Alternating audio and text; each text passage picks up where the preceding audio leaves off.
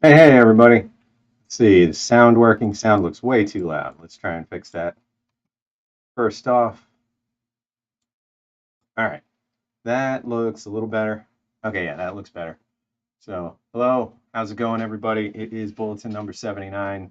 Today is Monday, July 18th, 2022. Welcome back to my place. This week, I'm going to be working on some improvements to the collection website. So, Amelie and I spent a lot of time between last week and this week just getting everything right to that finish line. So, pretty much everything that's been photographed so far is now on the website. She moved on to writing up descriptions for things, and the site is almost at launch readiness. So today I want to spend some time just tweaking little details, fixing things that I intended to fix, once we got to this point in terms of like the layout of stuff. Um, yeah, there is a flamethrower back there. I need to work on that. That's why it's in the workshop. Um, there's a pretty healthy propane leak when you try and use it. So by healthy, I mean, yeah, not at all safe. It is blasting out the valve right next to where the tank attaches. Granted, that's a good 3 feet back from where the flame comes out, but yeah, I would hate to see the two meet each other because that would be the end. So I think it's a cork and rubber uh, little disc in there that needs to get replaced. Though who the heck knows if that's easily doable. I mean, this is mostly off the shelf parts they kind of slammed together, like it was an existing airsoft rifle and a couple other things. Anyway, good distraction. Good to get started with one of those. Let me just say some howdies and then we will dive into some website work. And then we're going to move on to one of the at least two salvaged meals from this recent Kazakh ration. Kazakh ration. At least I think that, yeah, this was the Kazakh one, not the Belarusian one. The Belarusian one was in the cardboard box. Kazakh one was in this bag. But the thing was, when I opened it, there was leakage throughout, and I wasn't sure what was salvageable and what was not. So it turns out at least two meals are totally fine, and another meal, probably not. So, doing some howdies. We got Ordo. Hey, welcome. We got Jeremiah, we got MFOs, we got uh, Amelie, we've got spicy tuna rolls. We got a great gang to start out with. Happy Monday, everybody. You have one? Have you tried them before? This will be my first time trying a Kazakh ration, I believe. I know I've done Belarusian. I had an older Kazakh, but I don't think I ate it. No, this is going to be the first actual ration. I've eaten food that I've imported from Kazakhstan, namely horse. But other than that, I haven't really eaten any Kazakh food, though I'm assuming, going to be very similar to a Russian ration. My options were um, the what kasha, the groats and meat porridge for breakfast, and borscht.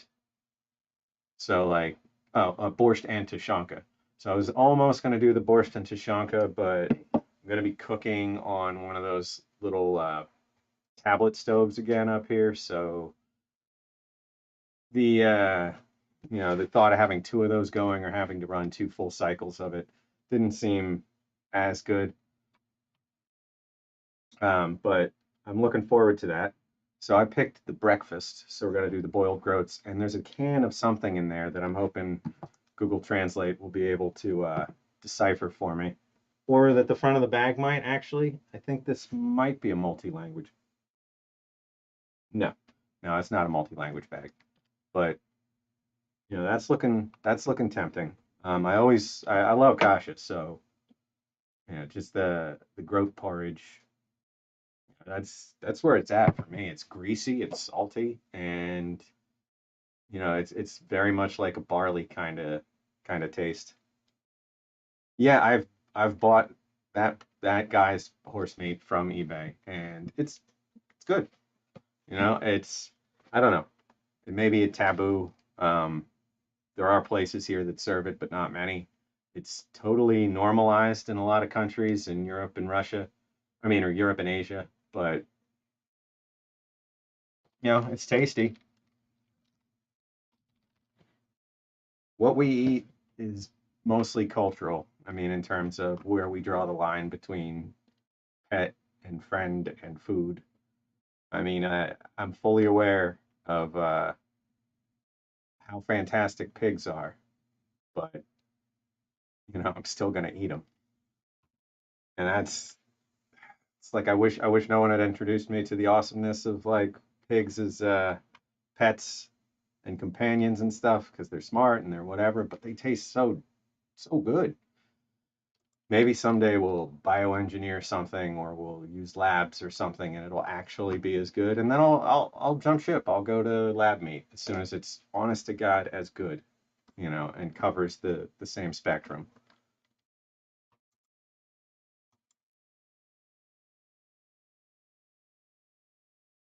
Oh, hey, MFO's got a global collection. Going to start doing reviews. Absolutely. When you start doing that, send me your channel link. I'll add it to the description down below. And if anybody hasn't done that before, just kind of drop the description down if you're on YouTube and take a gander. There's a whole bunch of great folks' channels in there. If any of you have a channel that I'm not already covering down there, please let me know. I will absolutely add it. I got tons of space left. So just reach on out and I'll get you in there. But I look forward to that. I know I don't necessarily get a chance to stay up to date with everybody's videos. I try and watch one here and there. You guys have such great stuff. I love CTs and Smitties and Delicious I mean, there's so many folks that are cranking out great reviews. We got a great community here. All right, let's see. Gotta get the show on the road. I'm doing a 2-hour one tonight. Potentially, I might keep going after the 7 o'clock mark, but probably gonna switch gears and do something just over on Twitch at 7 o'clock. I got access to Dolly 2 AI image creator, and it's insane. Honestly, I'm probably gonna want to show you guys a little bit of that tonight. We can do a quick one, something for the museum. Hey, Kaylynn, welcome to the stream. Good to have you. All right, getting the collection website server open.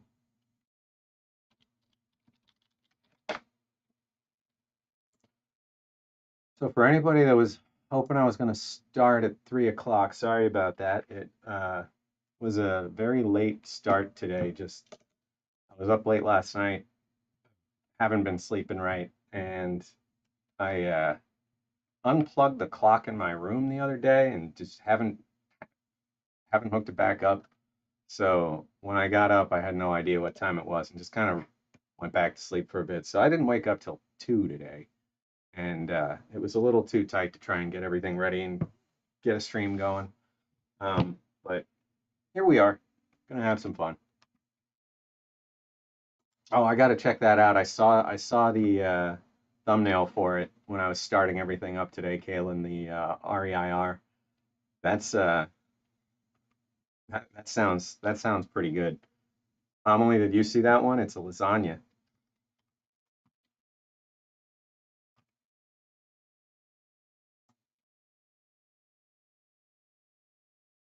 All right, getting everything set up. And then let me get to this AI art generator thing. So there's a bunch of AIs out there that generate pictures for you based on prompts and comparative pictures and all that kind of stuff. But there's a closed beta of an extremely powerful one that I finally got access to. I applied back in like February and got access 2 days ago, and it's just insane. what it's capable of doing.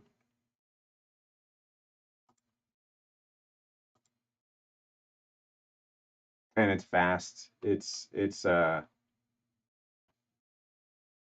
know, it's able to generate pictures. Like I've used AI to generate pictures before.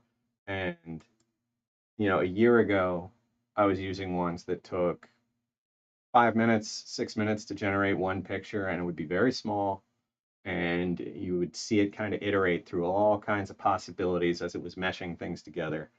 Then there was another one, you know, that came out a little later that would go out and source other images and kind of composite them and figure something out and transition styles from one to another.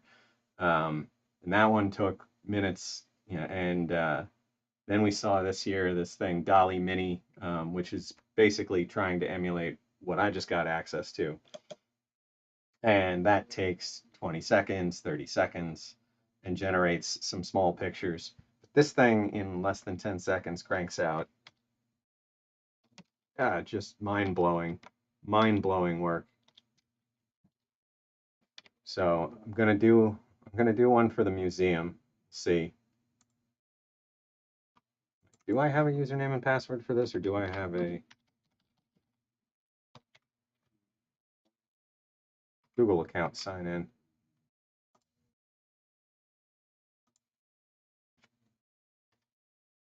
Sorry, ignore the talking to self factor.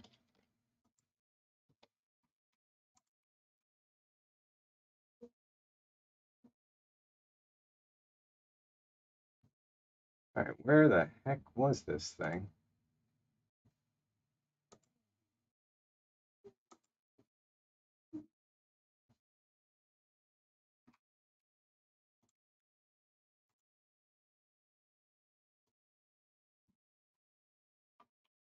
All right, give me a second. I just kind of turned around. I guess there's two totally different logins for this.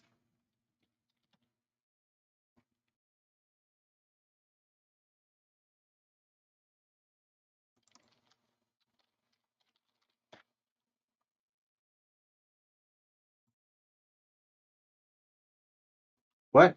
No. Ah. Oh, okay. For a second, I thought they were taking it away.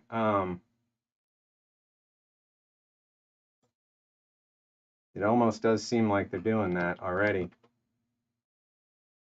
but I guess they're reducing some things.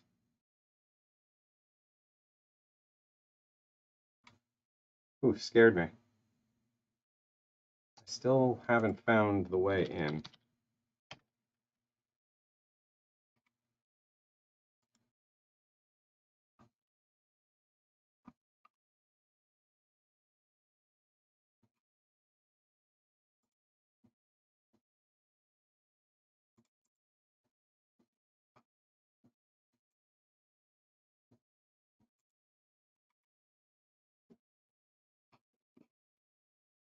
Where the heck was the login for this thing? Sorry, I swear it was just here.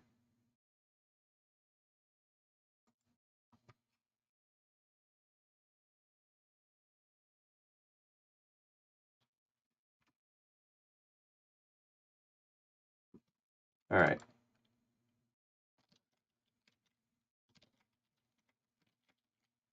So here we go. Sorry for the long delay getting to this, but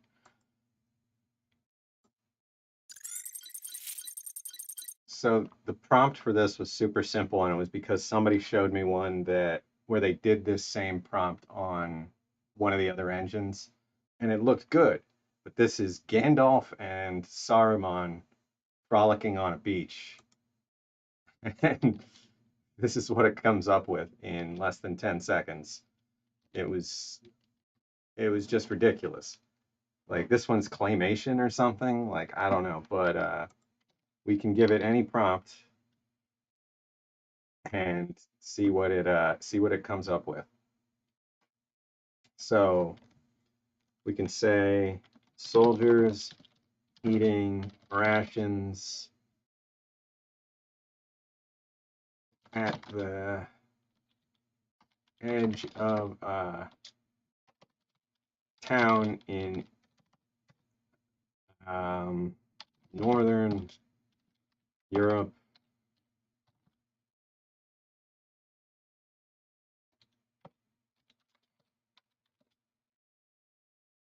It's winter and there are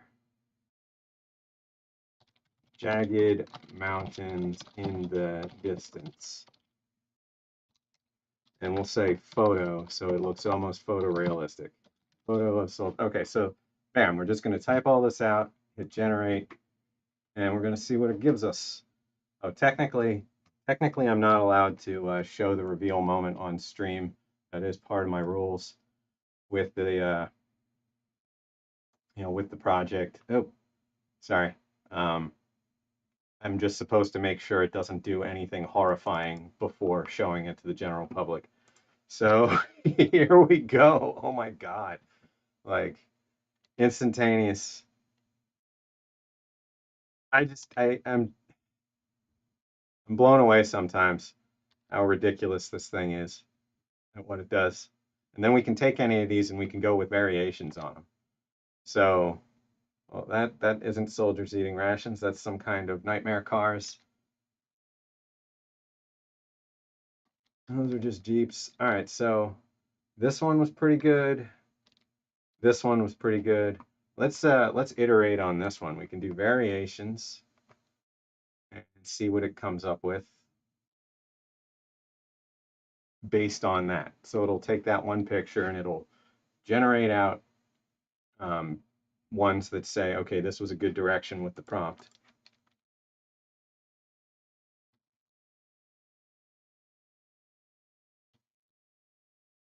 It won't give you realistic human faces, and that's on purpose. So you're not supposed to be able to look at these and be tricked, and that's on purpose right now. Like you're supposed to say, oh, that's neat, but they can't, they don't want to produce content that's good enough to actually trick people into thinking, this is a picture of a real person doing a thing, so you could say some politician doing something they shouldn't be doing. But yeah, this is this OpenAI image generation just running in real time. We could take this one that kind of looks pretty close to what I was saying and do a variation on this.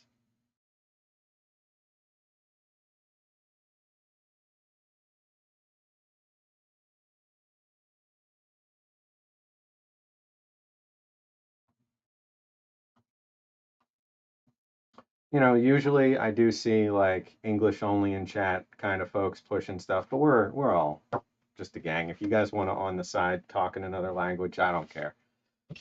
It's fine by me. But okay, so this was the original that we said do some variants on. So this one we get kind of a different ground in between, fewer soldiers. Yeah, so they're just doing variants with differing amounts of open countryside and stuff. I mean, I said it's winter, so there's snow on the ground here and there. This is nuts. I can tell by chat you guys are probably like, all right, crazy man, move on.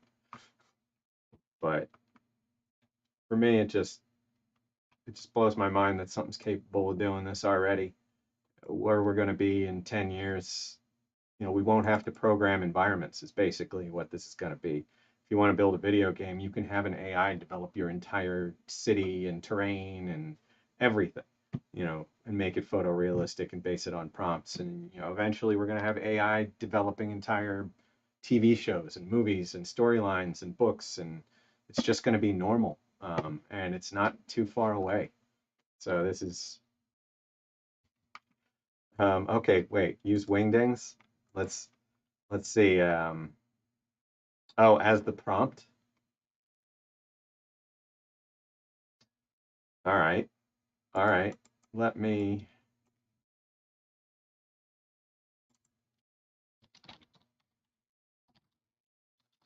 Let me see if I can find somewhere where I can type in wingdings.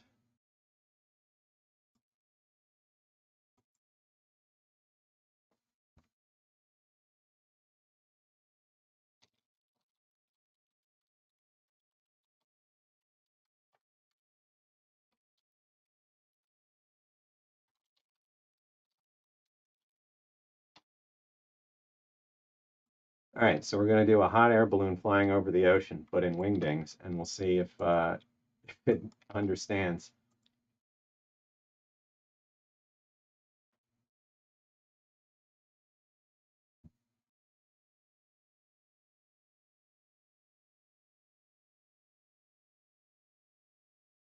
It did not understand. It tried to go with like sacred geometry representation of whatever these symbols are. Interesting. Although this, no. So none of them really feel hot air balloon over the ocean-ish.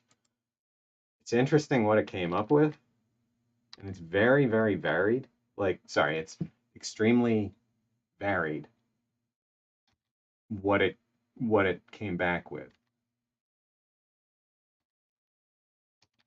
I don't know how to, yeah, this is an interesting one. I don't think it had any idea how to handle wingdings, but now we know. All right, well, let's see. So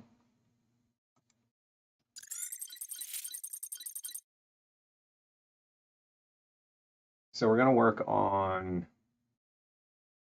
changing around the layout of the item pages on the collection site, getting rid of some of the extra junk that's hanging around, and you know, hopefully get to the point where we'll be happy with going live. Let me get that up and running.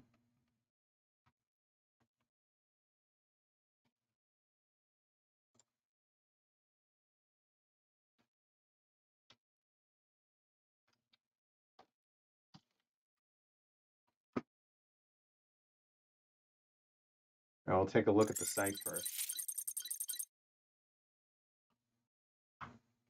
Oh, that would have been a good idea. Let me see.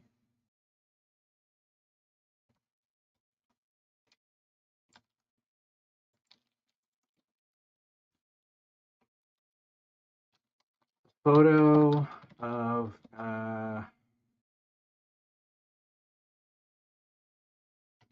futuristic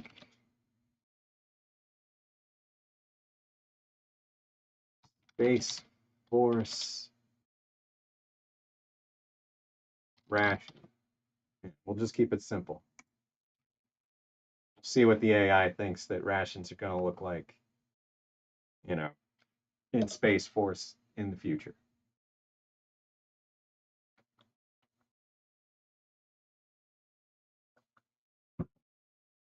Okay.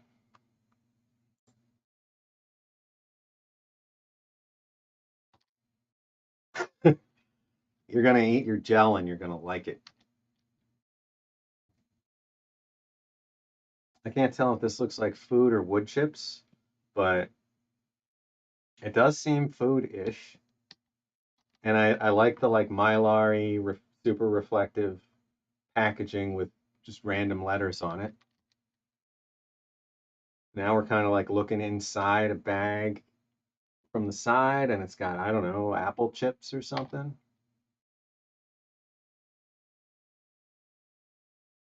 God, I love the future.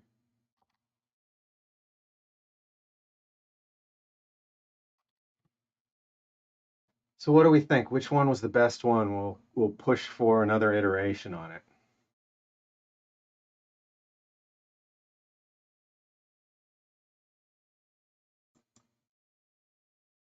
Let's do a variant on that.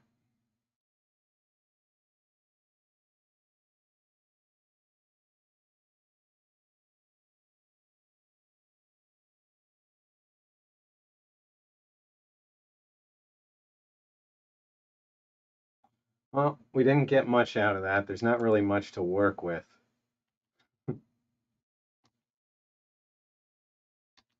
We just got ones that look a lot like it. The first one was the best one, though, I think, in terms of if this was a space ration.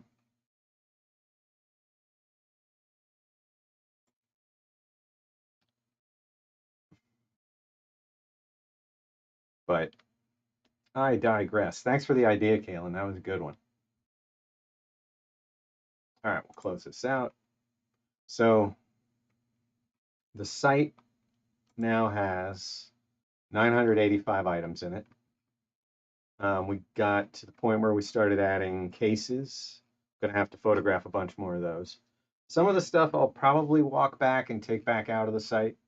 And then I've got a problem that I've got to solve that we'll probably see. Let's see, we already passed one. Yeah, so there's some that I don't have any images for that were in the catalog. So they made it to the website for now, but I'm gonna have to go back and shoot images. But the system that I made to say that there's no image, here we go. You know, it only works for the first one in the whole collection. So I have to go into the code and I have to tweak that a little bit. So that's the first thing I want to do. So then anything that's got a no image reference gets that all the way through. Because right now it only works for the first, and then for the rest it just skips over it, so it doesn't produce any images. But there are nearly 1,000 things on the website. We're going to crack 1,000 soon. And the site loads extremely fast. So like all these images are ridiculously tiny. So, you know, you can scroll through this thing without it ever being a problem that, you know, anywhere you stop, the images are going to snap in and like nearly instantly like that. The ones in the middle, like on the actual landing page, they're bigger, but they're still pretty darn small. So you could click on through. Oh, I only took one picture of this. That's a shame. Sorry, easily distracted. I'm gonna need to take more pictures of that. That is not enough. I was just looking for something where I knew there was going to be more than one picture. Yeah, so we've got these medium images, and then when you jump in, we've got the full resolution, even though they are reduced size. But it's all looking good. So all that initial work is done. Getting the site, you know, getting the contents in the site is like round one is done. Now we just have iterative updates, but launching it with nearly 1,000 things, I think is going to be good. I think we're in a good spot. It's not just like, oh, hey, here's a tiny little sample of the collection. It's like, no, here's the collection. There's a few things still getting added, but here it is. And then it breaks down into subjects, which there's a lot now. So this page is almost useless, and I'm kind of thinking I want to look at a different way to do this. Like maybe doing it with pagination so that there's like page one has the top 50 terms and they look bigger on the screen. And you can actually read them. Because look at this, like you can barely read most of these. If I zoom in, you know, you can read them. But I mean, maybe that's another thing. I could try just increasing the font size or increasing the size overall on them so that it looks more like this. And you see the ones that are bigger text means that there's more of them. So like cooking appears a lot, cold climate ration appears a lot, food packet long range patrol, freeze dried appears even more than that. And we get to ration. You know, ration is gigantic. It's everywhere.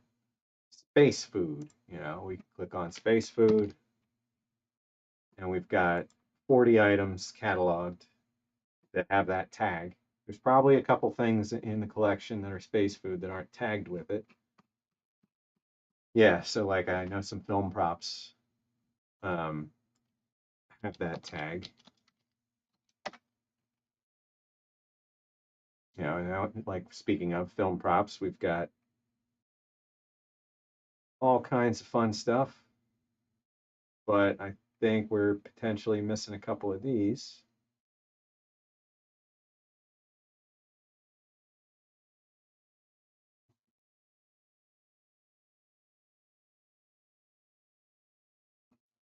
Yeah. Well, I haven't shot pictures of the giant uh, D-ration crate that was from Fury, so I need to do that and get that into the site.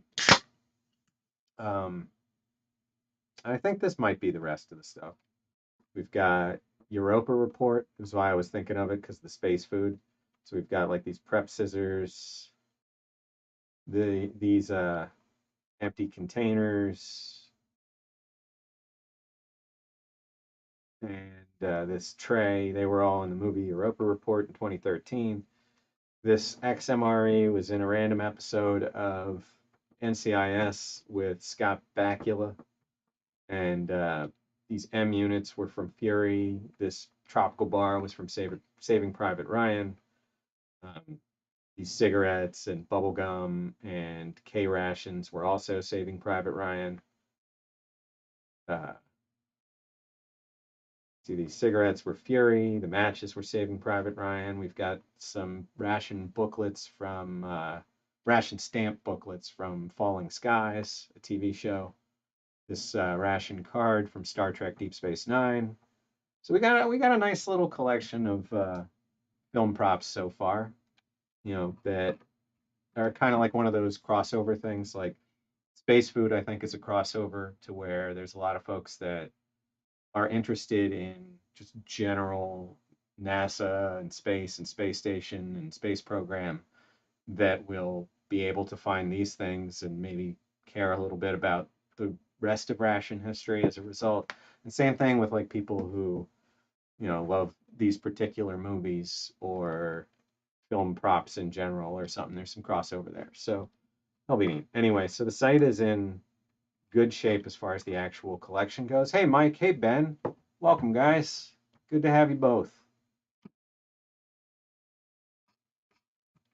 Um, so yeah, I think the collection is in a good spot to move on and just dial in the little background details and launch this site, and then let search engines have at it.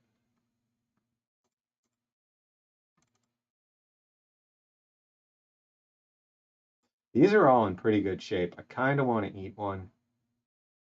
Like they're all fairly, they feel solid and they feel normal inside.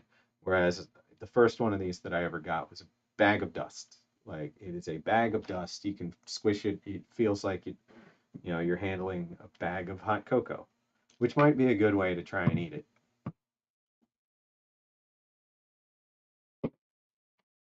I got at least 4 of these 6 from Salty Croc, I want to say.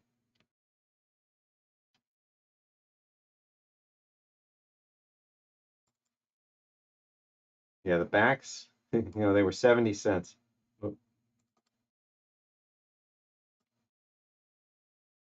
Hershey Corporation. So these would have been, I think, 1991. And these had some kind of label on them that makes them look like they were in a display because they said Hershey's something or other and then Desert Bar or Desert Storm era or something on them. And I have seen that label printed somewhere. So yeah, they're a little different color. They were exposed to light for a while, probably. I'm not sure, what the story is with those. 4 darker, 2 faded. Okay. And I know there is another one of those in here. Let's see. Desert with 1S. No, I guess that's the only one that's been added. All right. Might be in a misc pile. Some of these items we have, just a collection of things. So, they're in here as a miscellaneous collection. So, like water purification tablets, we've got 4 types. This one's from 51. 69, 56. Not sure about this halazone here. So some of these, so this one's iodine, this one's halazone, this one is also halazone. Then this little one is probably iodine. Yeah, that's iodine. And then this last one is just pure chlorine. Just pure, oh, chlorine and halazone. Okay. But they're neat. You know, they all came out of rations over the years. Oh, thanks, Ordo. These are all just the like proof that they exist photos. You know, I think the quality overall is pretty poor. I mean, like the clarity's all right, but you know, I would want a really clean backdrop. I want even lighting, no shadows. Um, you know, even to the point where we could like white balance or black balance out the, you know, the actual material in the background entirely and have just really crisp, clean photos. Like I used to do for my ration reviews on MRE info. I used to actually use a light box and balance everything. Let's see if I could find a quick one of those.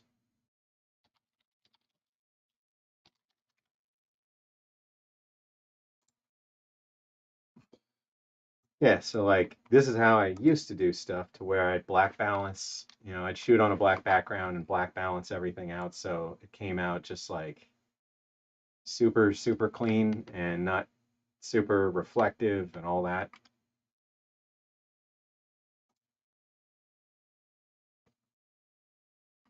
This one was good. It was very, you know, only two items really to eat in it, the soup and the curry rice. But yeah, that was a fun one. Okay, so that being said, kind of want to look at fixing up the subjects page a little. The locations page, we're going to be able to leave alone. That's going to have a bunch of countries. United States definitely has the bulk of those. But I mean, in general, maybe increasing the minimum font on these pages would be nice, just because right now you really can't read, you know, all these other names unless you've got great eyesight or you're squinting or you're, you know, increasing the size of the page, which didn't seem to have any effect actually.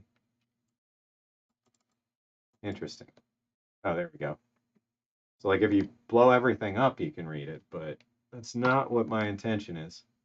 The map, we haven't really started yet. That's going to be a whole nother phase. So I may even hide it from the site until it's ready. But yeah, these are the little dial it in details. So if you guys have ideas, throw them out. I'm going to open up a notebook. Let's see. Oh, what were you guys talking? Reproduced tropical chocolate bars. Tried one, and it said by making a drinking chocolate, whatever makes it a tropical chocolate bar made it taste weird. It was probably, well, actually, I don't know. I won't guess. There's,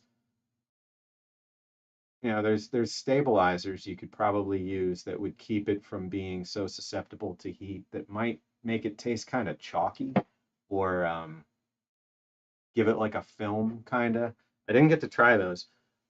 I got, you know, Bob's been doing all kinds of reproduction stuff still. He went out and he was finding the original like uh, can printing machines and can um,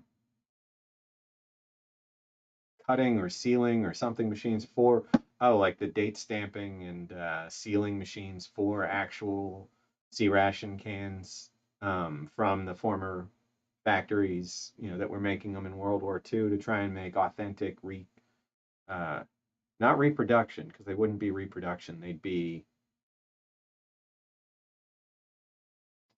no, not recreation. What would it be if you started making new stock of something that hadn't been made in a very long time? There's a word for that. Um, yeah, maybe recreation. I don't know, but it would be new old. I mean, old. Wait, new stock of an old product, I guess. No, I don't know. But yeah, he's been making reruns. Yeah, he's been making attempts at making like B rations and C ration meals and stuff. So I don't know. Oh, and K rations. He was going to be making absolute accurate sized K ration cans with the original dies. So interested to see where that goes um, for like reenactors and that sort of thing. Um, Having something that's like one to one correct would be pretty cool. And I think he was talking about doing, one of the runs of K ration meal types.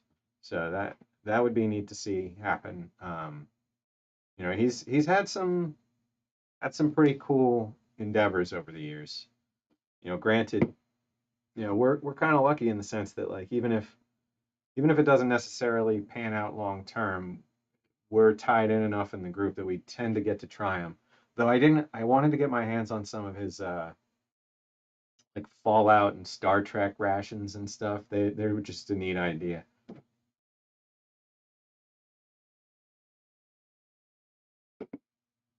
Oh, speaking of ice cream, I took uh, a vanilla dairy shake from an FSR. I mixed it up, I put it in the freezer, intending to eat it later that night.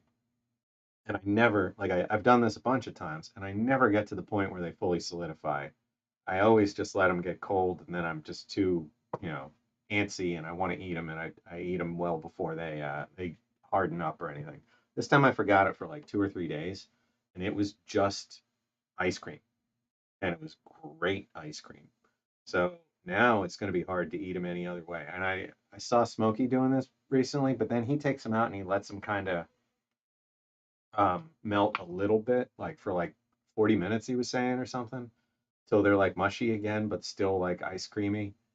But I'm telling you, as a bowl of ice cream, like next time I'm taking it out, I'm either putting it in a carton or a bowl and putting that in the freezer instead of the pouch because it was awkward with the pouch and I had to keep cutting it down. But oh my God, it was so good. It was the best way I've ever had it. And that kind of, there's like a little bit of a smell when you first make a dairy shake. That was gone. That dissipated. That didn't hit you at all. Hey, we got James. Welcome. Good to have you. So I was saying this this page is going to come later, so I may disable this. We have to go through all the rations and put latitude and longitude markers on them.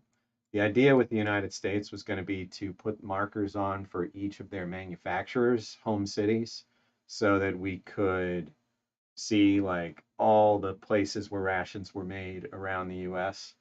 Um, but we'll see how that goes. I may just put everything as US and let it branch out there. But the rest of the world, we were going to put like a dot in the middle of the country, whatever country, flesh that out. Although honestly, that may not be too ridiculous to try and do soon. So I might not take this page away. Because we've got all the countries in there.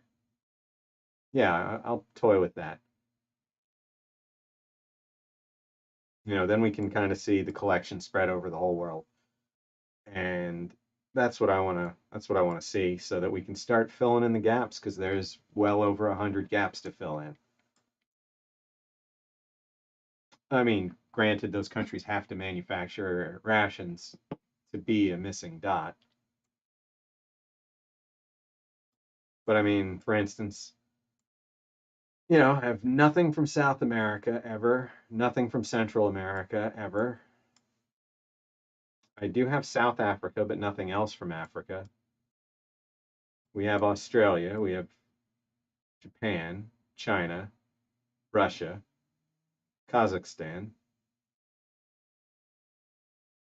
but not much else from that whole region of the world. Oh, I think we have Indonesia.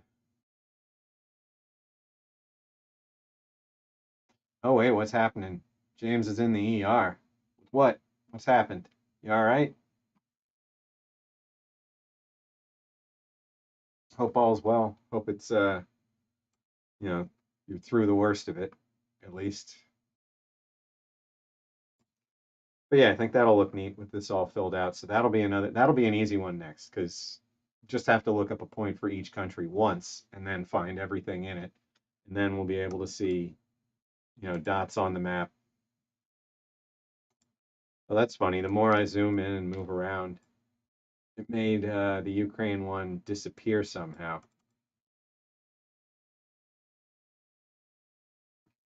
I'm just seeing if I can recreate it just by kind of moving around. Doesn't seem like it. Sticking to it that time. Anyway,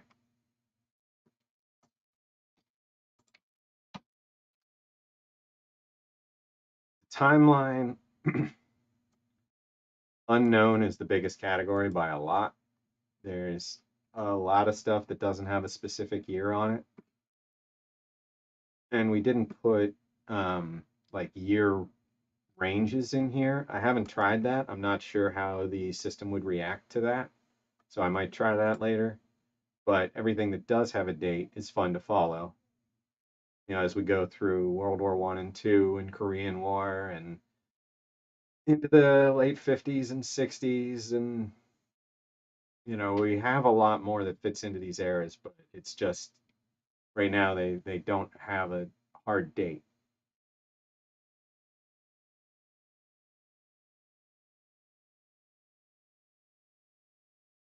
And then we've got a lot of modern era stuff.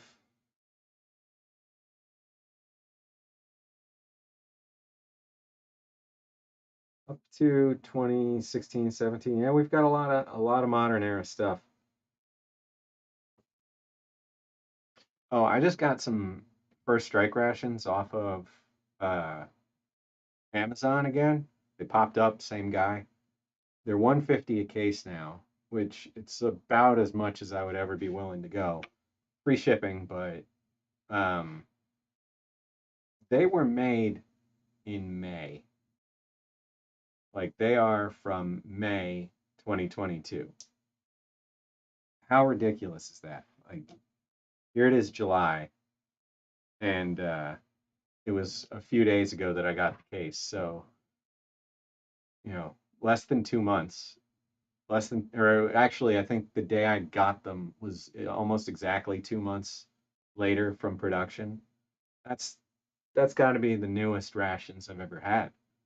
Maybe by a few days. I think we had another ridiculously close date at the end of last year or the beginning of this year, but 60 days old total from packing was just insane. It's so recent. So everything, like I've never seen Tabasco sauce that new in a ration. Like it's just neon orange. It's brand new. Which by the way,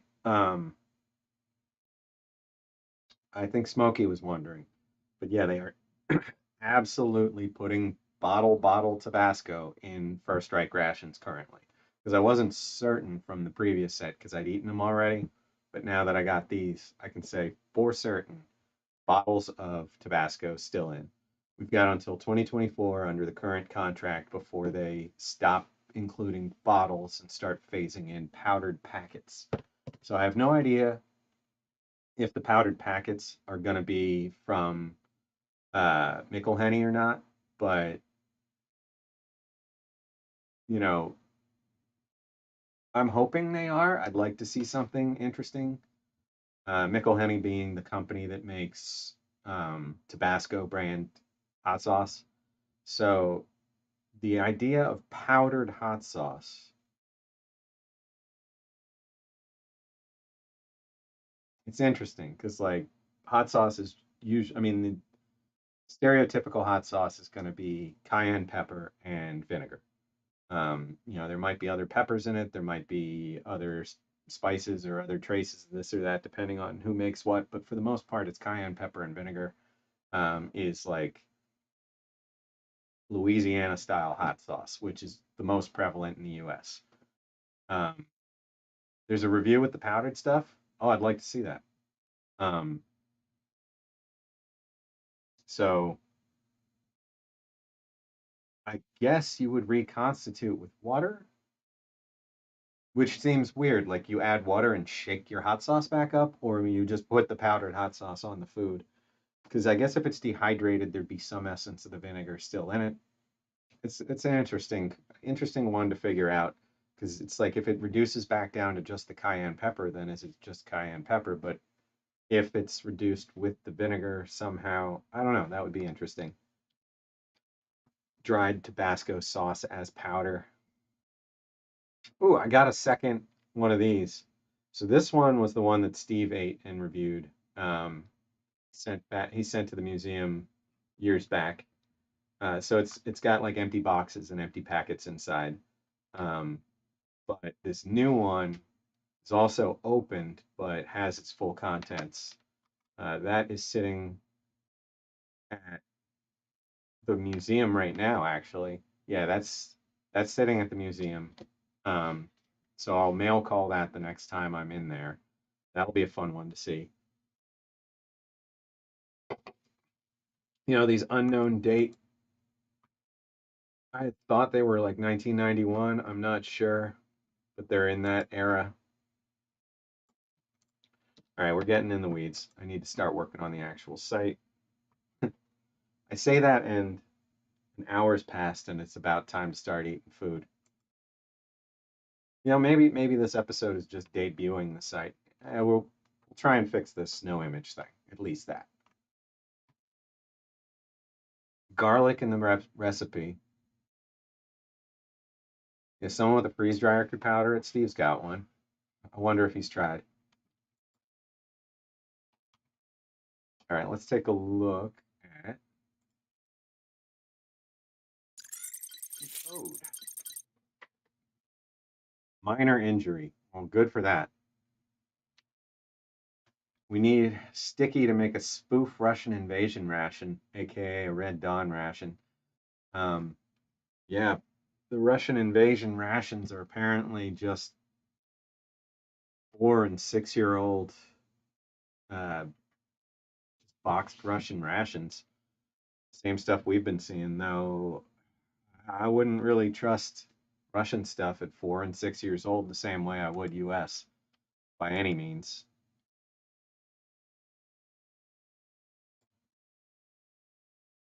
I wonder what kind of problems they have been having as a result of that. All right, increasing the font on this might make it a little easier to see.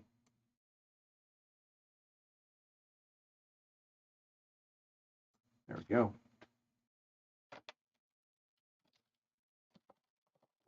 So the photo system.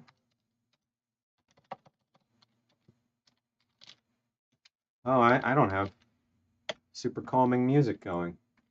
Oh, my Apple OGs. Let me get that figured out. My apologies. So the last time we tried something different because Lo-Fi Girl wasn't on at the time.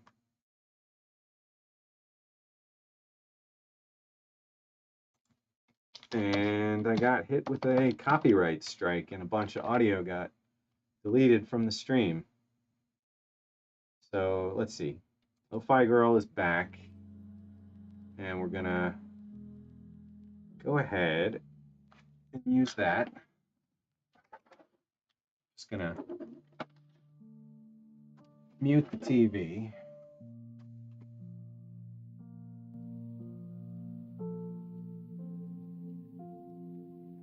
We'll turn that up a little.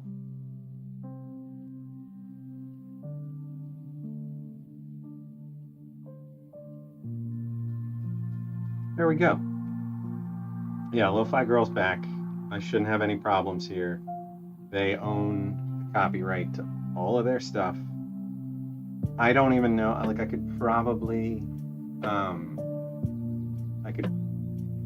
appeal the copyright strikes from the last one now that the whole Lo-Fi Girl copyright nonsense has been resolved. I should probably do that. It didn't count as a strike. It counted as being found before a strike could occur. So, that's not a big deal. Thankfully. Fall asleep to the calm elevator music. Just, like having that background. I always find it so weird rewatching the old streams when it's just like a kind of dull sounding echo chamber. Like, I hope this sounds okay this week. I see it's mostly in a good spot. Last week, everybody says it sounds okay, and then I go play it back, and I'm my biggest critic, so I think it always sounds terrible. You know, it sounds like you know, I'm hitting the top end of the like acceptable range, and it's starting to like bonk bonk bonk kind of block out the noise. So it's a process. I'm by no means a professional at this. All right, so let's look at the code for the name-based converter that we made. That I'm, you know, you get me. All right, I'll crank that up a bit. So what's going on right now is I'm looking to find out if the image has already been processed and pop in the no image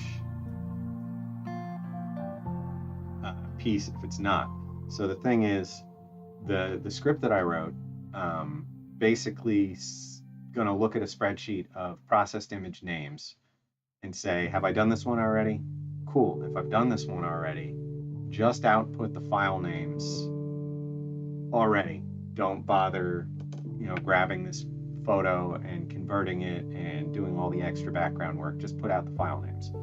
So problem is, when it gets to this no image one, it needs to do that work, but it's also needs to skip the watermarking. It's kind of a mess, so I gotta fix that.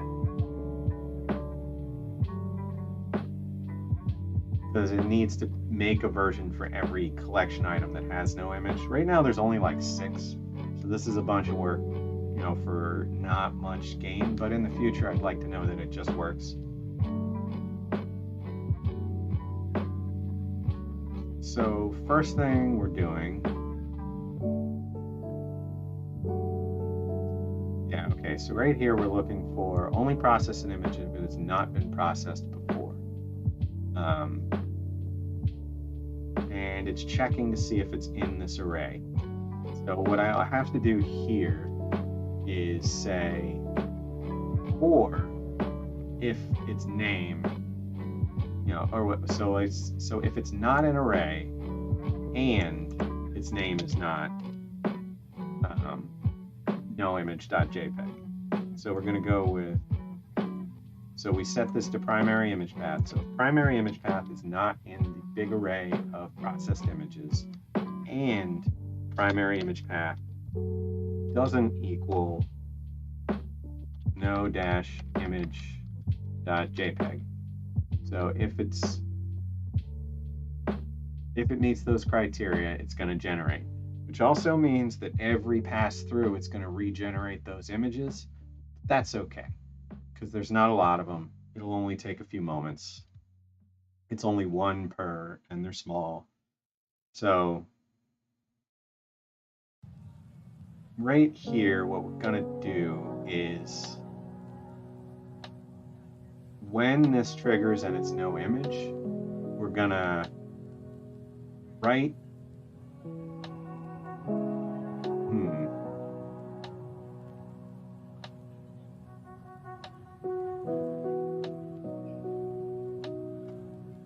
So all we have to do, we want to skip the watermarking, I guess is all I'm trying to figure out right now. We want to skip the watermarking, so I'm going to take this same check, put it around where we watermark the images. Compression is fine. Watermarking, I don't want to happen unless it's a real image. So we're going to go around this. We're going to do if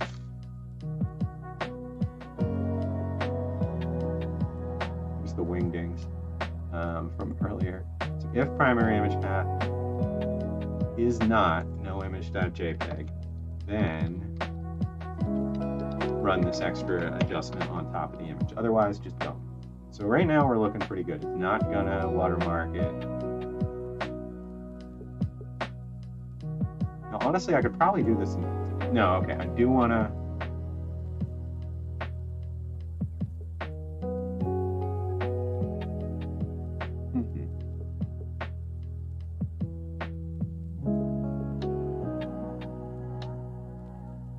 No, I do. I want to set it to the temp. I want to do all this extra stuff to it. Compression won't hurt it, so yeah, we're going to go with that. So it's always going to produce these images and put them in the queue for, or put them into the pile to replace.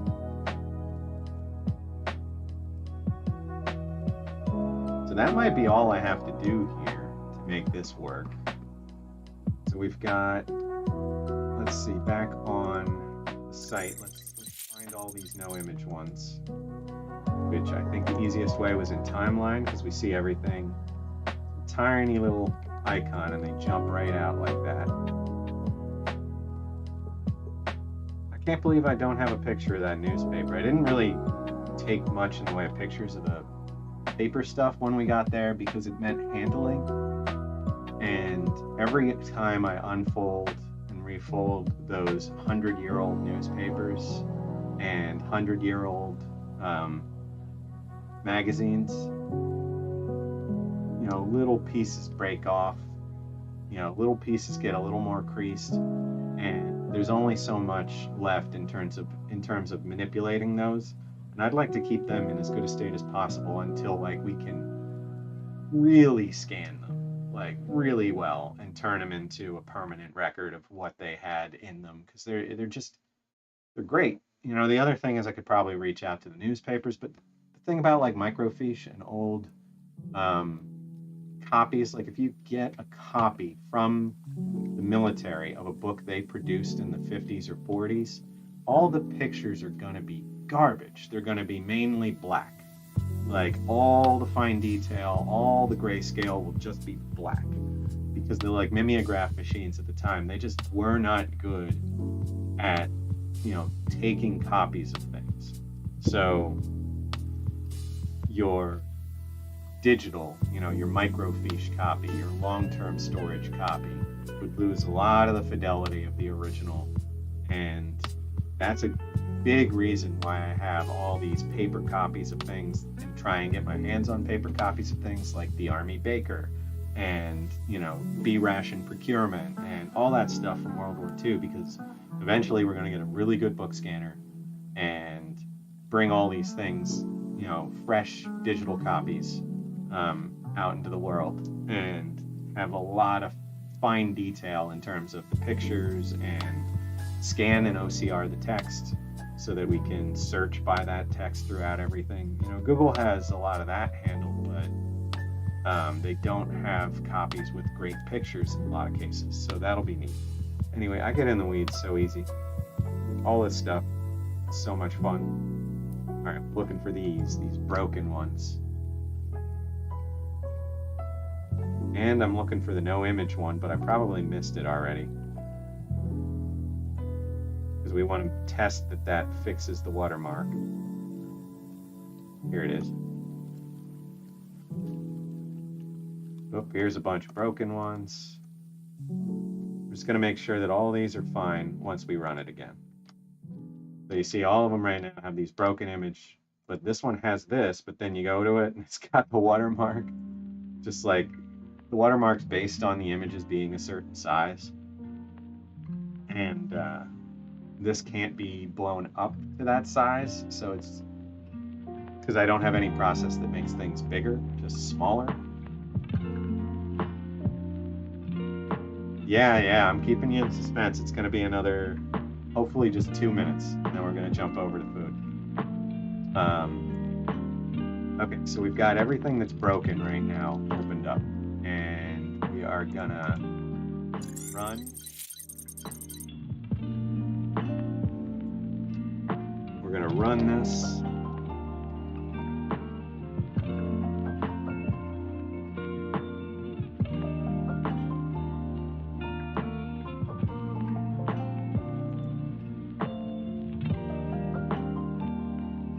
So we do PHP name.convert.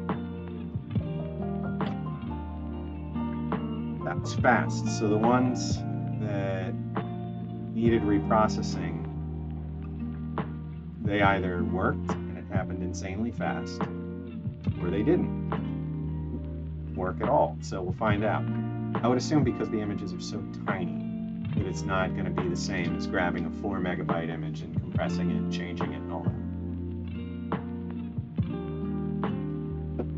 Because to compress an image, the algorithm has to go through and make a color palette and then decide which colors are close enough to each other that it can eliminate them and replace references to them with the close colors. And then, so that reduces the color palette complexity. And then they run through and find repeating segments, you know, where the same 3 or 4 characters or 8 characters or whatever might repeat within the photo, you know, the gobbledygook text that comes out, and pull all those and make references to them instead of having that text in there. And then that'll shrink the size.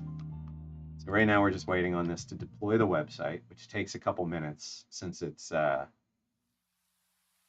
now making 1,000 pages. So all these things are static, meaning the resources don't read from a database.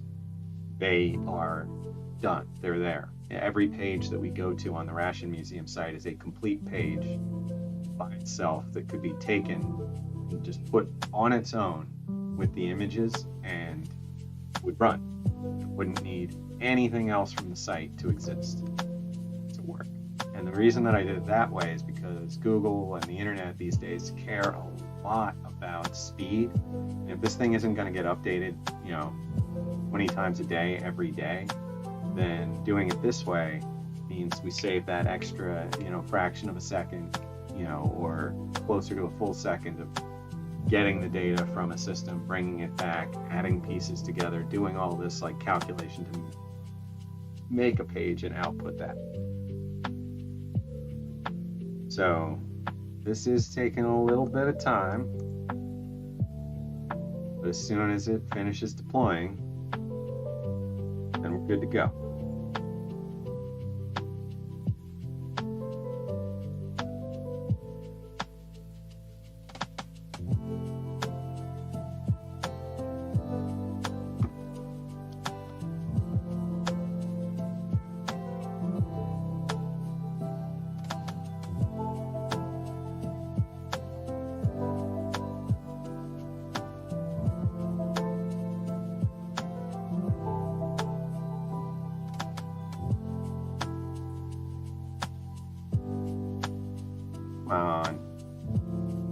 And then we can at least see if this no image fix did anything.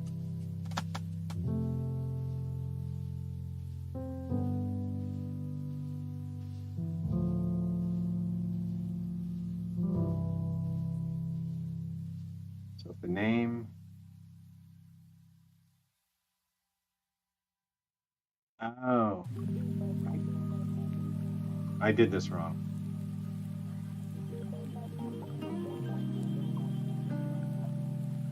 Should have been or the name is, because this is the part where it runs this. I messed it up. So we're waiting on a deployment that is extraneous. I'm gonna crash it and we're gonna run it again. Yeah, interrupt. It'll be fine. It'll be fine. Dang it. So this should be or.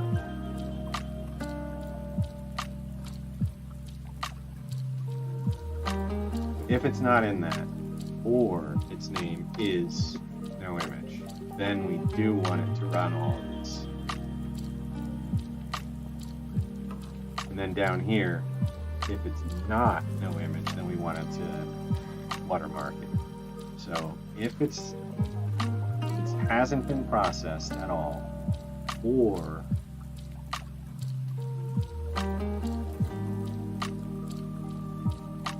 name is no image. But then that would trigger because it'll be in the no process. Or would that be an XOR? Sorry. Wasting brain power. Here we go. Let's run this again.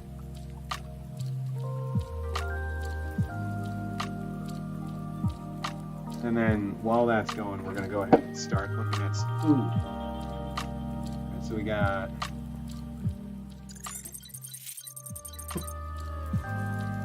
bring this right now over here. And I just realized I did not grab the tray or any of that, so I'm going to have to go get that stuff at some point. Got a thing up near boiling water. Don't have the cup to put it into. So here we go. Today we're going to be having the breakfast packet.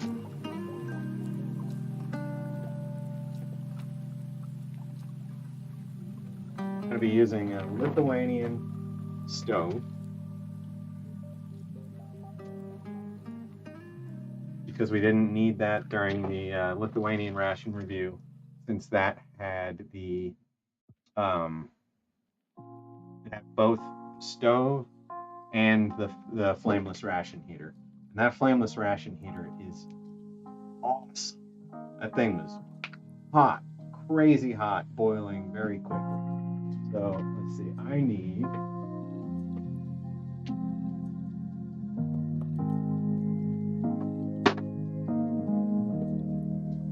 this massive metal block that's got little foam insulated feet. And that's where we're going to cook.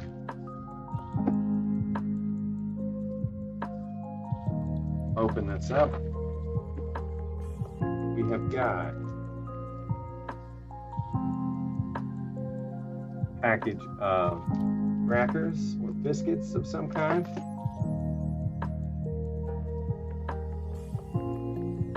We've got a little Best Buy or manufactured thing. Let's see. So there's a date here that says 2019. June 20th, 2019. That better be the manufacture date. Got some crud around the top of the can here. It doesn't look like rust. It's more like crud that got in there. It might be rust, but there's no bulging to it. Yeah, so this says 5/8/2019. So these were made in 2019. So this is a three-year-old Kazakh ration. It's not too bad. Again, no bulging at all. Nothing really to worry about that I can see.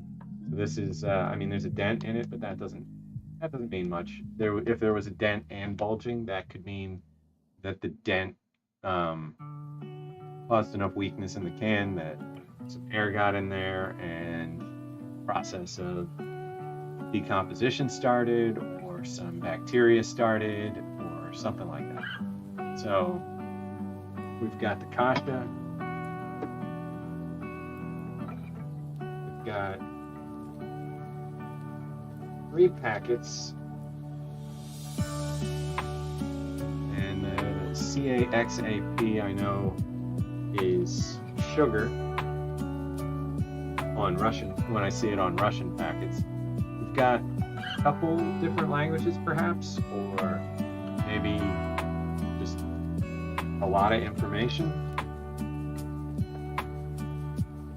I think this is going to be oh, actually, I don't know.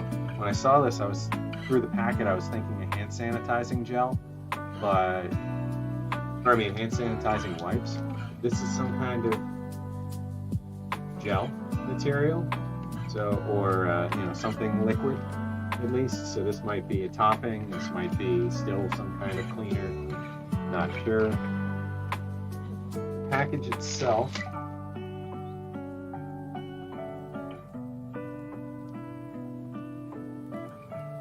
clear, crinkly plastic with writing on it. We're going to do some Google Translate, and then I'm going to grab a tray, and then we'll see what turns up.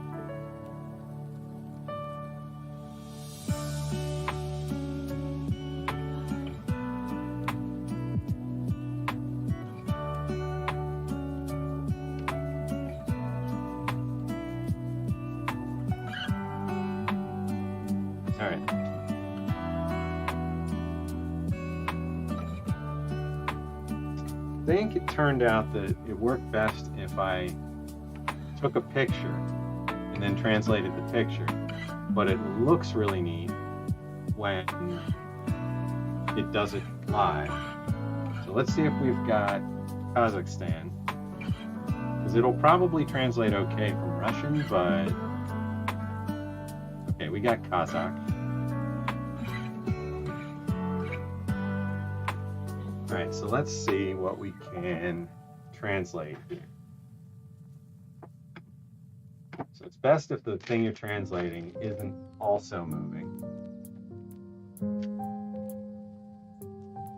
Bring this down to the right level.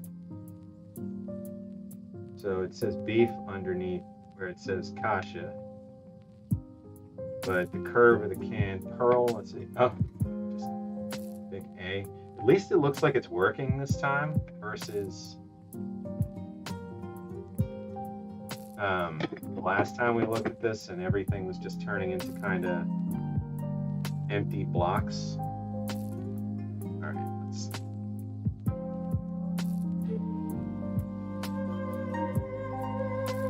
It says canned something.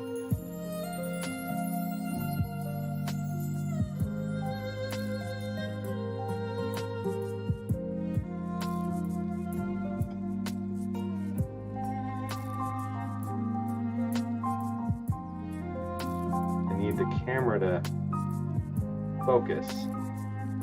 Let's see. Try and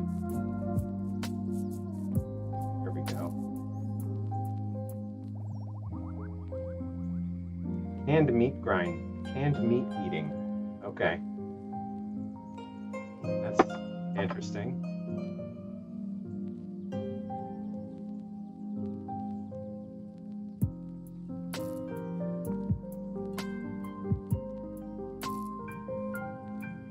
I think this might be tuna.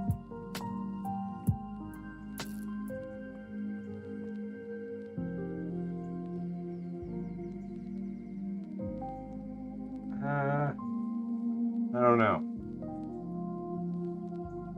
This one's I think the stripe pattern is kind of confusing. Translator. Okay, canned vegetables. Zucchini. Vegetable caviar. Okay, so I don't know if you guys could see that.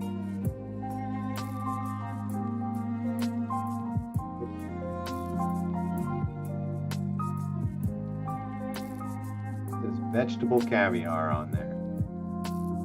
Oh, now it's not focused again. All right.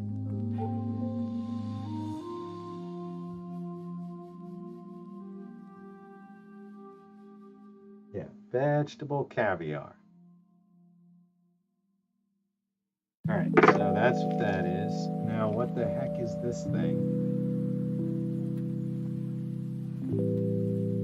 Apple pavidlo. The heck is pavidlo? Apple jam? I think we're looking at apple jam probably. And it's got 2 languages. So I think one of them might be Russian and one of them is Kazakh. The one that turns into gibberish is probably Kazakh. I mean, probably Russian. That's neat.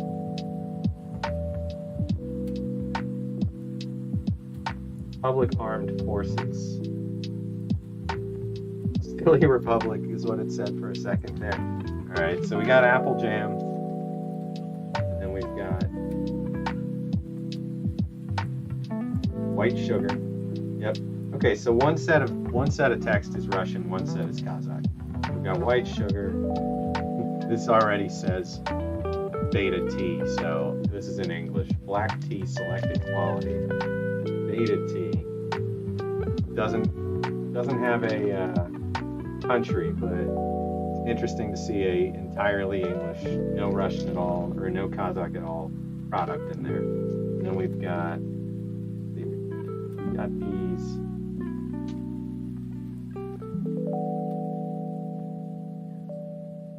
This might be the Russian side.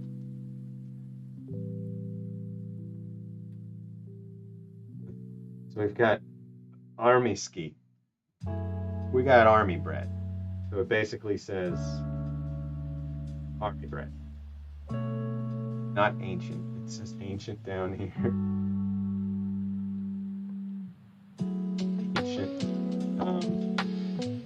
Not that old. It's only a couple years. All right. So on the side, while we were looking at all this, we've got the process completed, the site deployed, and let's take a look at that.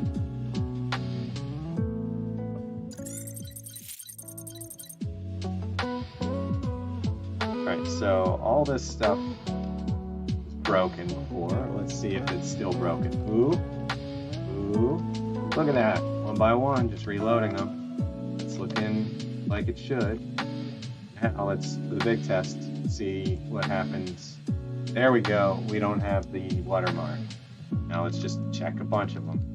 Let's refresh this one. This was the one that had it before. Okay, now it doesn't. Nice. Okay, so we're good. That is fixed. So now if I refresh this, all these have that little no image. There we go. That's what we wanted. So that problem is fixed. At least we got one thing accomplished for the website. So, gonna grab the tray before I get this started because I don't want to leave the room while there's a fire going. You know, like that doesn't sound like a safe plan. So just give me 1 minute. Gonna run downstairs, grab the tray and cup for some coffee, and we'll be right back. Dive into some Kazakh food.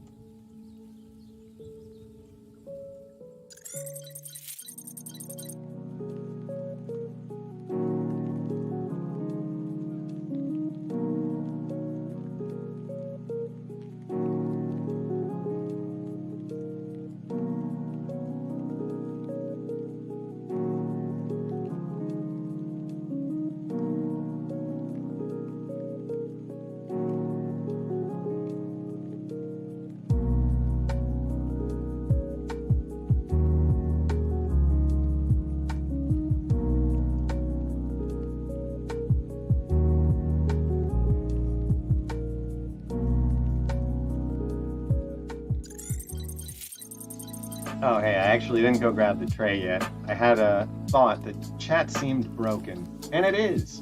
So I just grabbed the real chat, and I haven't seen anything since MFO said, keep us, I'm going to keep you in suspense about the ration. So I haven't seen anything in a while. Let's see. Soldiers have to go to a super hot place. Fix the awful pizza. Oh, come on. I love that pizza. I have 100 of it in my basement almost. I love that pizza. Using the stream chat to shine a light on your pie. Well, that works. Kazakh MRE package on your shelf. There are 3 separate parts. Yeah, so this is just one of those 3 parts. I have the other 2. The other 2, one of them is all messed up, and the other one, the 2 parts are borscht, so like beet soup and Shawker, so like a cow, beef stew. And it is cattle. It has a picture of a cow on that one. Ah, man, I missed a lot of chat. Hey, we got Robert jumping in. Sorry I didn't see any of this for a while here. We got Dave jumped in at one point. Good to have you here. And okay, so now I'm gonna go grab a tray. I've got real chat open.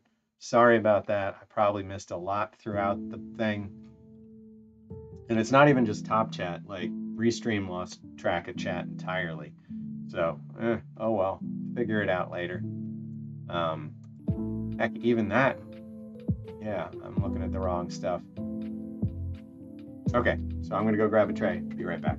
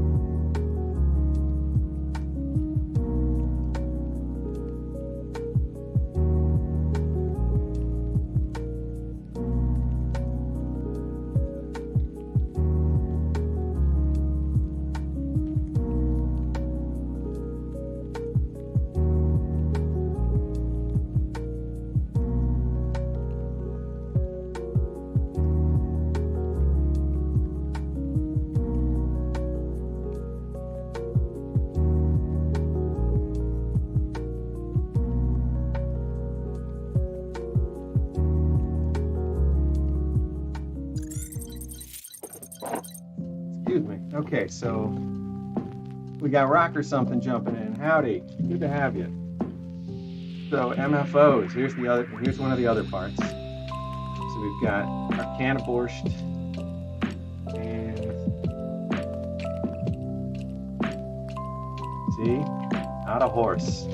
Can of Shawker. We've got another pack of army biscuits. And we've got more sugar and tea. So that's lunch, I think. And then this is the one where there's a big problem. So you can see it's all grossified. This one is just one can and biscuits. So this might actually be breakfast if this is a can of kasha as well. And that other one might be lunch or dinner. But yeah, this one I have to clean up. Something fair to moderately say. Oh, I bet it's this jam. I bet it's this apple jam is what first. So the canned stuff is going to be fine. Almost certain. So that's good to see. It's probably just some apple jam busting out of the container there. All right, so I got my tray.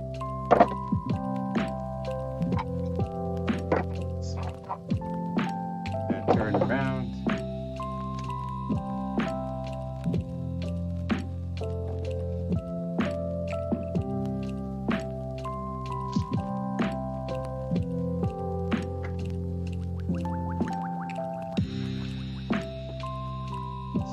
Here's a quick preview of what we're going to be trying.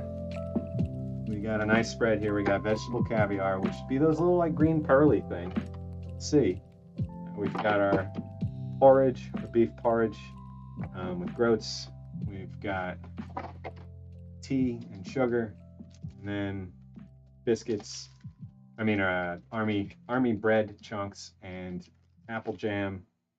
And then I'm gonna make some coffee to go with all this. Just gonna grab some more of this super fine instant coffee from Yossi.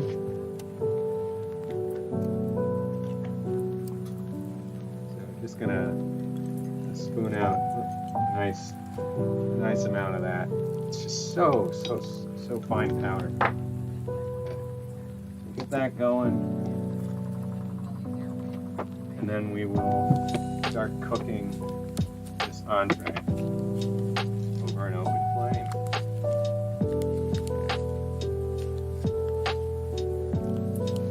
There's the coffee.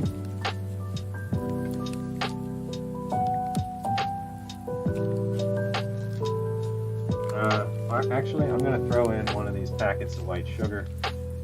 Sweeten it up a little. Oh, that's a lot of sugar.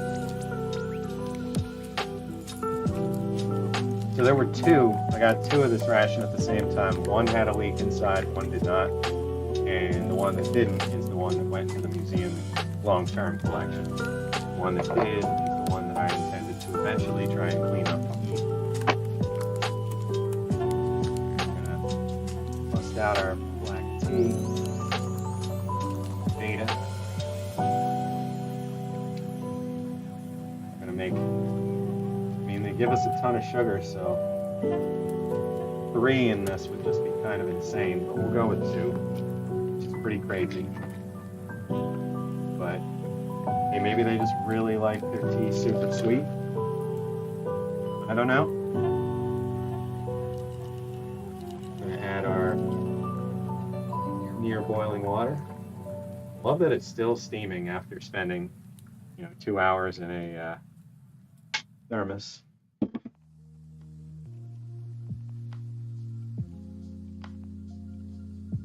Get that started off to the side there.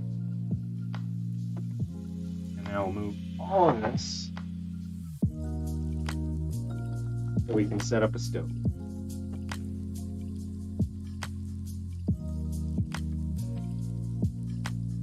There, we've got Ordo's falling asleep. It's the music. Can the elevator music be turned down? Sure. Is it too loud? Yeah, there we go. I'll cut it back a chunk. All right, so with this, These would be too far apart, so we're gonna use the, ooh! Ooh, yeah, I got myself good there. That is great. That is a razor. I just pressed my finger into the edge of a razor. Ah, that's no good. Give me like 1 second. I'm just gonna bandage this before it gets too crazy. Yep, ouch.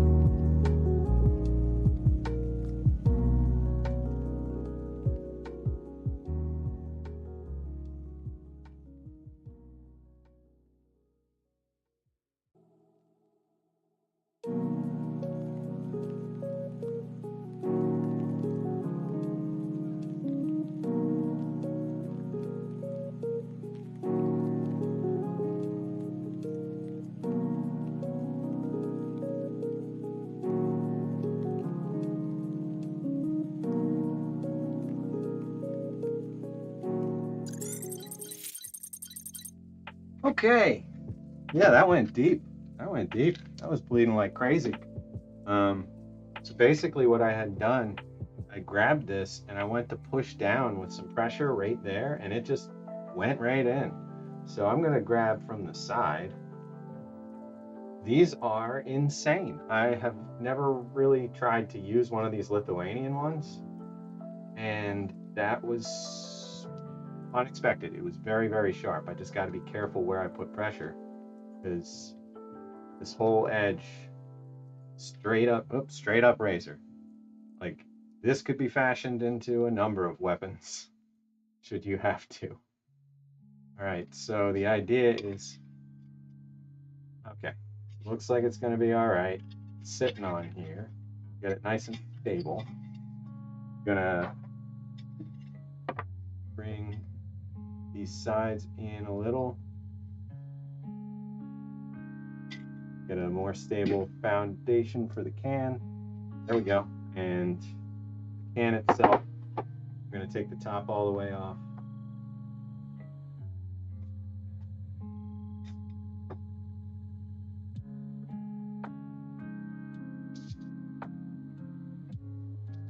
Put it on this, we're going to toss that. Ooh, there's a good amount of liquid in there. Granted, there's a huge fat pad at the top. There usually are.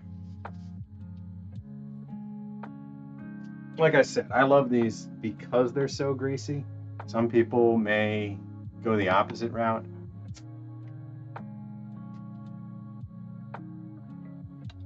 So, lesson learned: be super careful with these little Esbit stove things. Or I guess Esbit's the brand. With these little metal folding stoves. That one was crazy sharp. Wear gloves. I mean, I wear gloves when I'm handling the potentially dangerous old stuff, but like, sorry, I've folded a ton of those stoves before. I just never had one we're going sideways on it, you know. Like I didn't run my finger along it. I just pressed on the edge and it just went right in. All right, so we're gonna try, I don't know, what do you think? Two of these big blocks? I'm thinking 2. Well, we can always add a second. Let's start with 1 block and see what goes. What happens? Ooh, they do have a smell to them, for sure. All right, so we got our meal open. I'm just gonna kind of get down into this a little bit, make some channels for the bubbles and boiling to kind of escape so that it doesn't just go up over the edge, you know.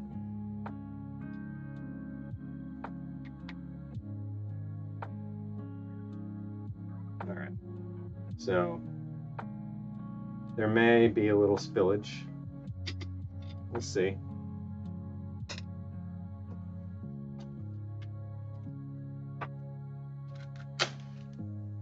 That threw a flaming part of something somewhere.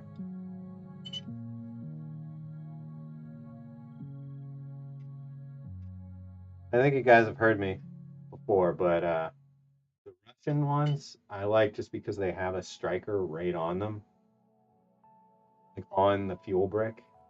I just think that's neat.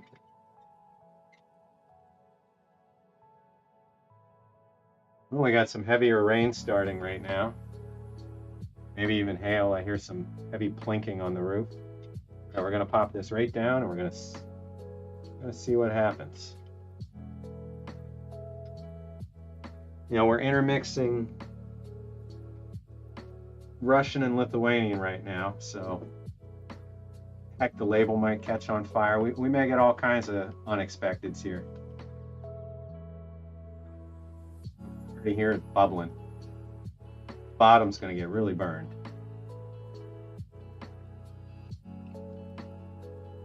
Yeah, Russian ones are the only place I've seen them too, Kaylynn. The you know, they're basically this same size tablet, but one side is got the actual striker part on them. So you strike them and they themselves burn. And it comes with just like this little strip of striker plate. Is it horse meat or beef? It is definitely beef. The can-fed beef, but like got a picture of a cow, like a bull. Or is a bull. We got a picture of a bull. Lucky to be having rain. Are you in a drought right now? It's been a very rainy year here, it seems like. The match is still burning somehow.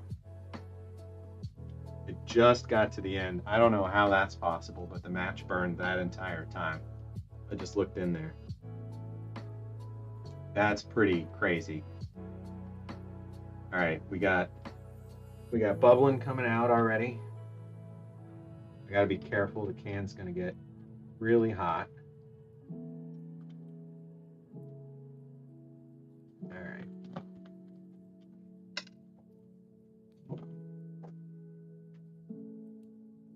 Yeah, they aren't anything to write home about before they're cooked. The tablet's still almost full size, so it's gonna be a little bit. Let's get the camera a little closer.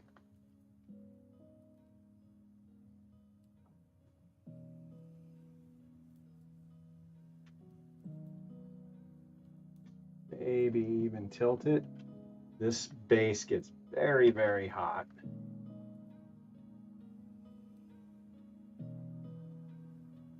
There we go. But the base is what keeps it from burning the desk at all. So we can see the tablet burning in there.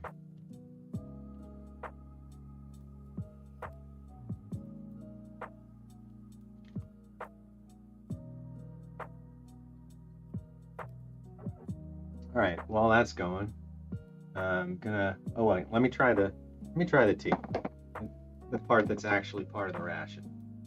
We've got nice color to it. I've been told that the American approach to squeezing out our tea bags after we take them out of the tea is boorish, and not how it's done, but it's off screen. You'll have to wonder whether or not I did it. You taking off, Robert? Good to have you. Always a pleasure.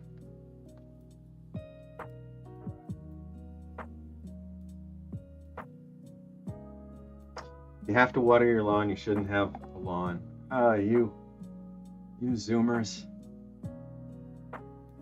We do the things because, nature says no.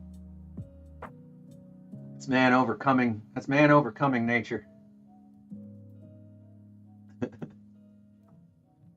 Oh, okay. You do the same. Oh, this is good. This is really good black tea. And sweet like this. I mean, I don't know what I'm showing you. It's a cup of tea. Hey, look at that fire. That is a solid fire coming out of that. All over the place. It's not in danger zone yet.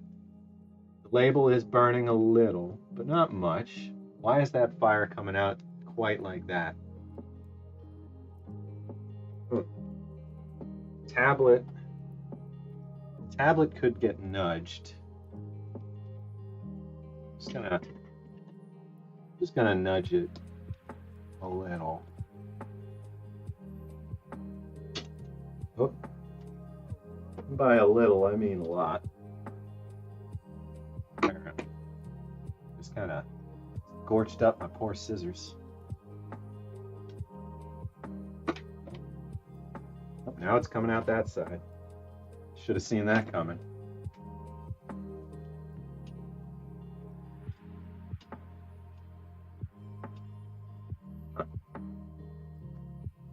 Almost feels like it magnetically stuck to that. Whoa! Alright, so we got danger of boil over by a little bit here. Let's reduce that surface tension. We're going to dump this out on the tray in a minute anyway, so I will take a little over to the tray in advance, just to let it keep on cooking there without a big problem. Take a little bit.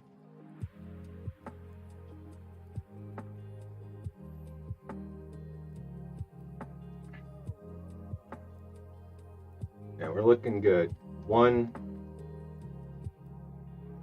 fuel tablet is enough. I'm glad I didn't put a second one in there. Ooh. Little burn over there. Now we got a nice sizzle while it cooks the fat. That was inevitable. I should have realized that once it happened, that fat was going to catch on fire because, it's flammable. But hey, made a little bit more room. Let's take a little more off the top. Reduce that boil over chance. I gotta put this chat over the other chat. I keep looking at it. There we go.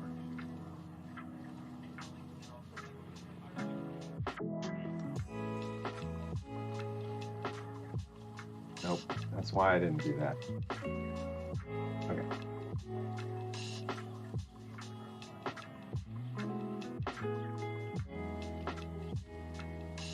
Yeah, the match sticking out the side might have been part of why I was following that path, just using the charcoal effect, I think we're just about good on that.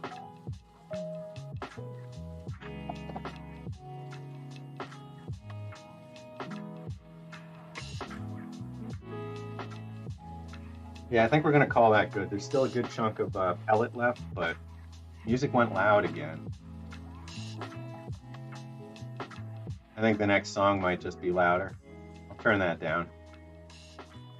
See, because I play it back and it's like almost inaudible. I definitely want it higher than that, but that seems okay.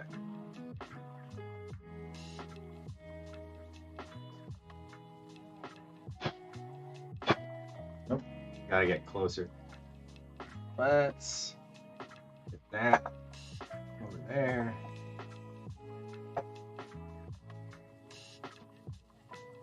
Yeah, one good burst from up close is usually what you want to do. Put it out.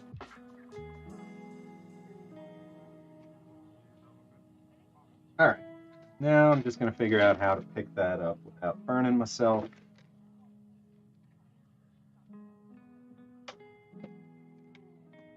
And we'll get that dumped out. Could have been using this time to prep everything else over here, but I got too fascinated and concerned over the heated boiling thing. All right, so I'm just gonna flip the tray around for the transfer, and then we'll get that pushed back.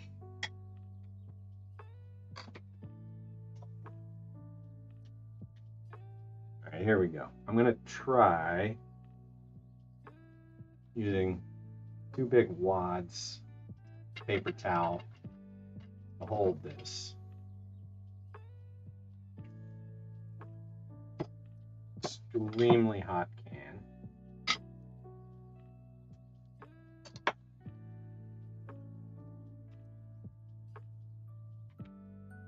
That's working out okay.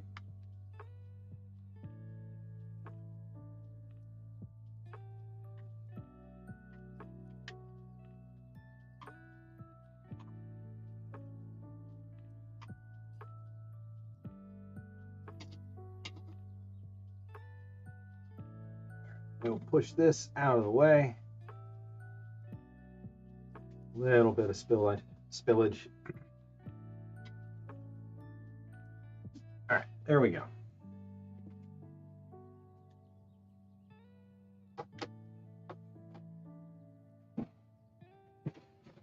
There we go. Nice and properly oriented.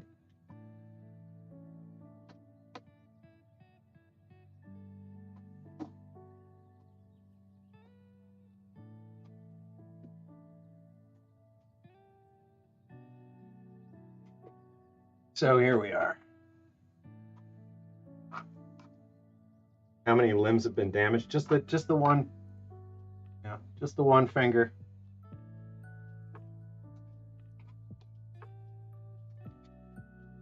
All right, so this is very hot. Just gonna get it all mixed up.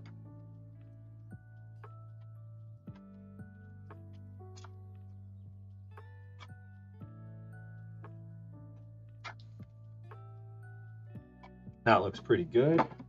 Let's open up the vegetable caviar.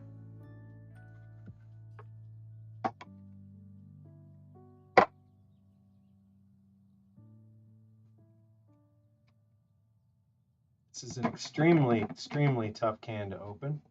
I'm just gonna, that is not in any way what I was expecting. And I think I've had this confusing experience before.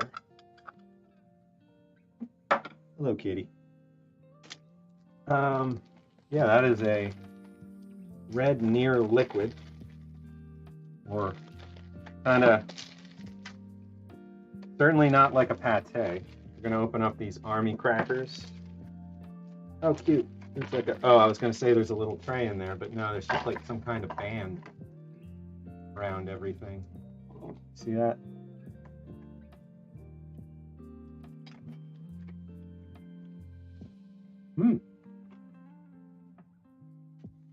All right, bread's all right. Gonna bust out some apple jam.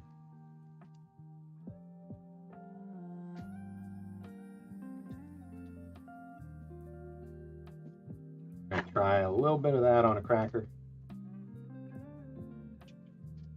I mean, I say cracker, but it's definitely more like a hardtack biscuit.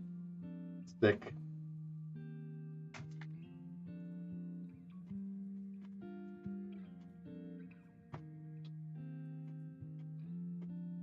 Has a solid crunch to it.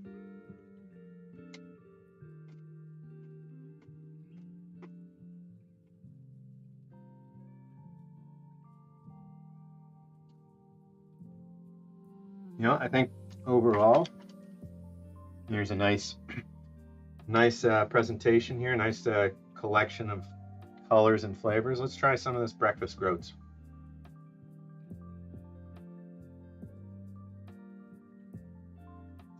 Yeah, the pearl barley, it's just really good. It tastes like, I mean, it's got like a mouthfeel of these like little berries almost.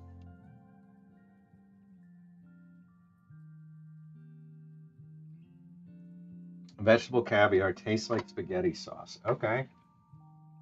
All right, we'll get a healthy dip of that.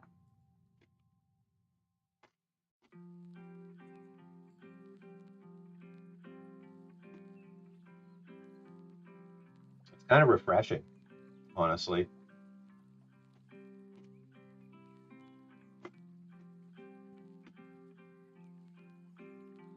I'm not 100% certain where the name comes from. I'm gonna grab a paper towel. But yeah, it's light and a little bit sweet. Spilled some grease on myself earlier, I guess. But I like it.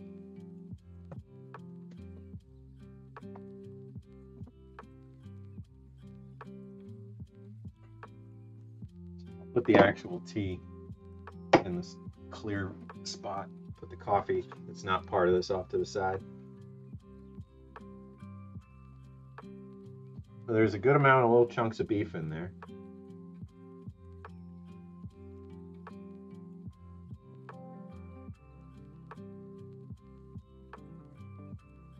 Trying to get one of these bigger pieces of beef. Let's see. There we go. Like that's all one beef chunk. Still there, hand.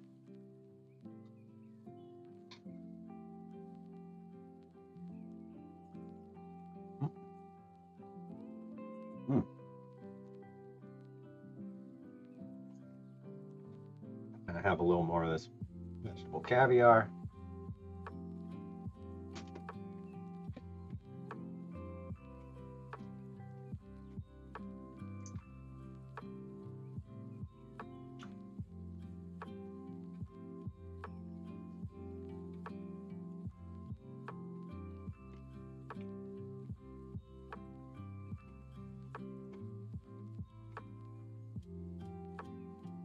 Spicy. I see your comment. Somebody should make a ration can holder. You know, the French I know include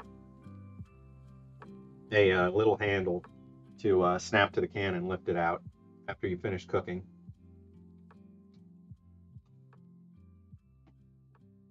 It has kind of like a curved end, and you just kind of hook around the top lip of the can and lift, and it just comes with it. It's got a little piece that kind of stabilizes underneath. Looks almost like a bottle opener, but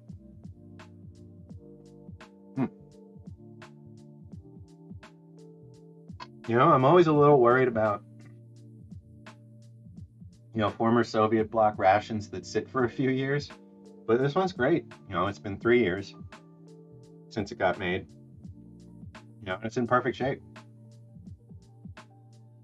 And the only thing that was wrong with it was wrong when I got it, and that was that one of the jams must have been, burst in transit.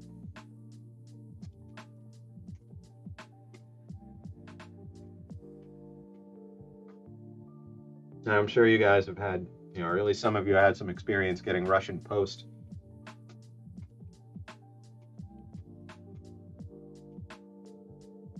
Where the box is just smashed from every angle.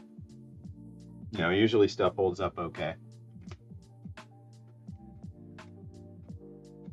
And they really give you a very sizable amount of bread. I'm gonna have another bit of jam. Now the jam is really nice color. A lot less liquidy than I was thinking it was going to be. It's held up good.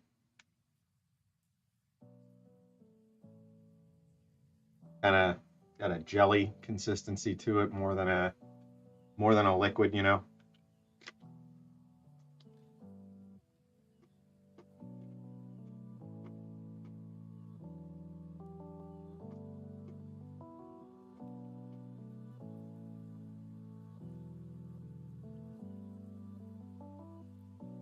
Spicy says he hasn't made SOS in a long time. Last time I think I've had it was from a unitized group ration, you know, so made up 7 pounds of it and served folks, and it was pretty good.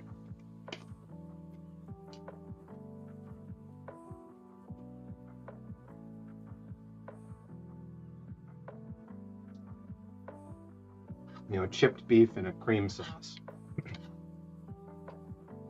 I wonder, you know, what that would be like if you added in like a good amount of barley or oats or something. I'm gonna go ahead and say it. Don't tell the censors, but shit on a shingle, Amelie. It's not a term of endearment. Let me say that.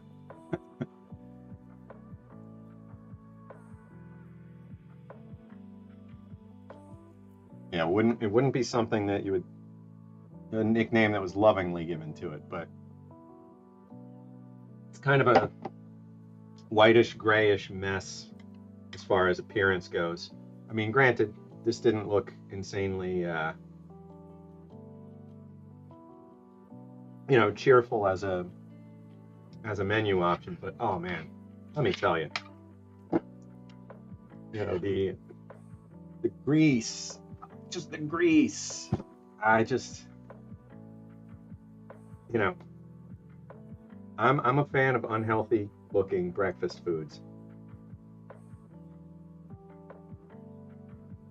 People here are a lot more afraid of fat and grease, and my diet usually consists of a lot of fat.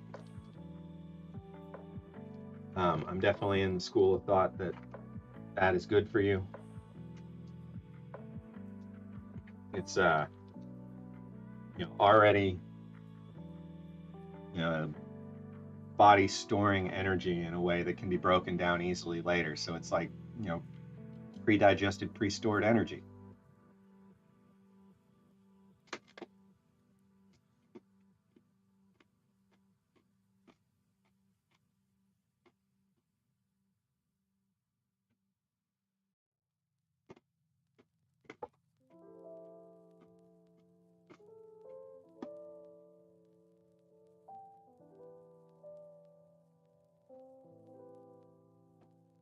My cat just jumped up on the table. Oh, here she comes.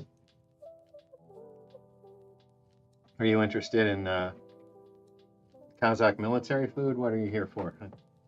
Huh? Oh, you just want to hang out? Oh, I don't know. Maybe she is going for the food.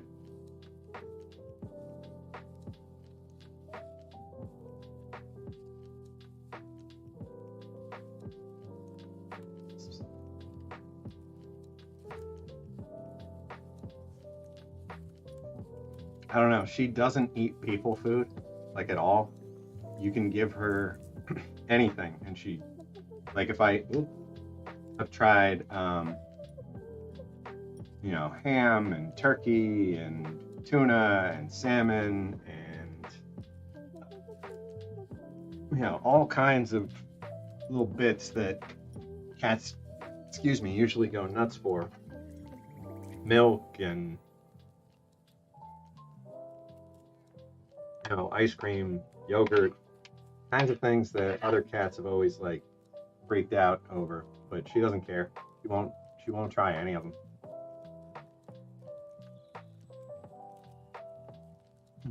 Yeah, Spicy. She is a fluff ball. And I had a rule, no long-haired cats, but she was a stray that I couldn't turn away. And, you know, I didn't get to choose what kind of cat she already was. She just needed a good home.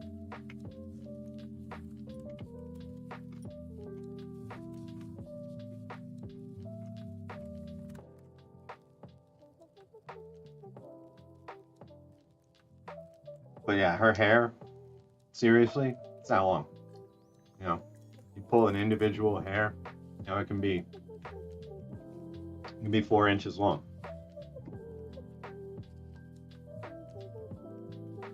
It's been, you know, shoot, I've had her for 5 years. It's been 5 years of 10 times more vacuuming and more cat brushing than I've ever had to deal with, you know? Like, I've definitely had short hairs prior to this. And I have one other cat. She's been on stream once or twice. Shabby. She's either a Korat or a Chartreux. They're very much like Russian blues, but with different eye color and a slightly different shaped face. Really nice temperament. But she was on the street more recently and possibly longer. So she ate a lot of garbage, you know, like straight up tore open garbage bags. You know, was about the state I found her in. And she'll still eat anything at all. Like, doesn't matter what it is. If she's offered it, she'll eat it. So, not picky.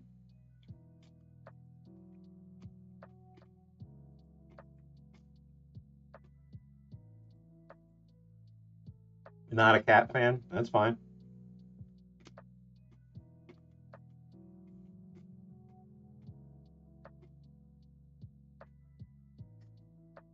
Hey, I'm happy we got the no image thing solved today. And I'm, you know, honestly just showing you guys all the progress on the site.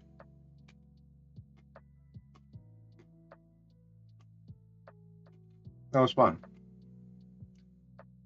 We're in a good spot. Getting closer to the point where I can start reaching out to other, you know, groups, people, organizations, whatever, and not look as fly by night. And we still look small and disorganized because we are, but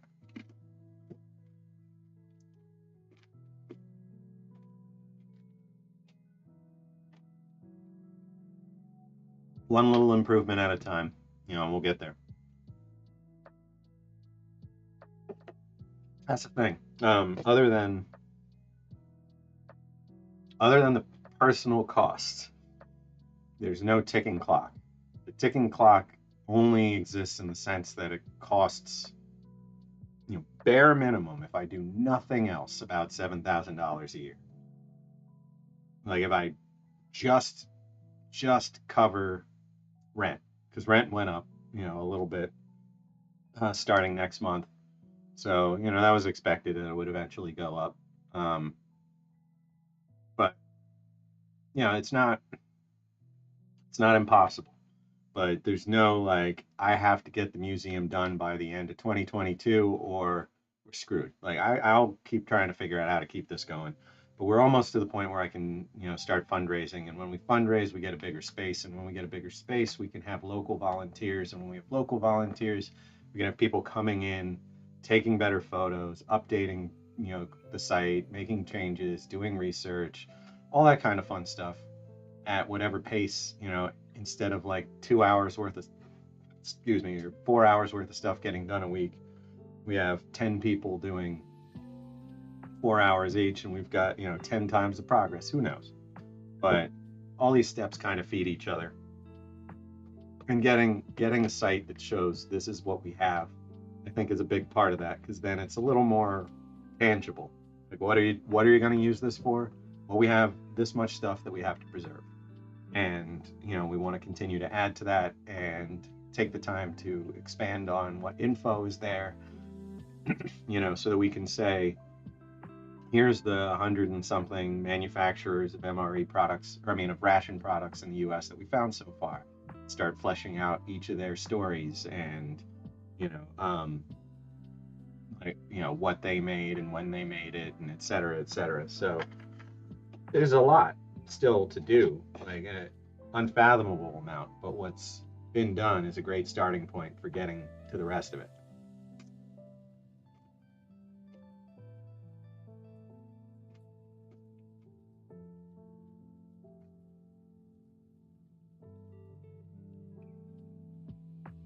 Hmm.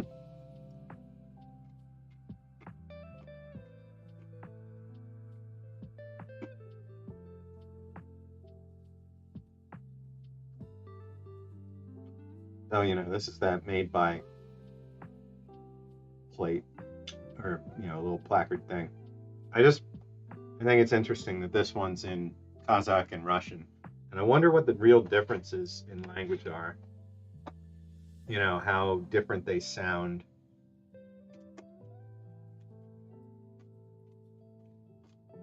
I mean, structurally, they're very different, it looks like.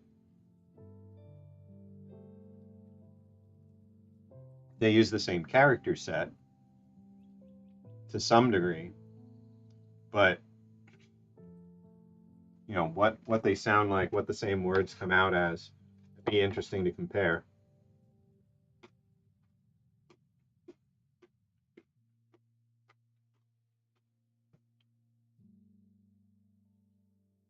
You know, I wonder what the breakdown is within the country in terms of who speaks what.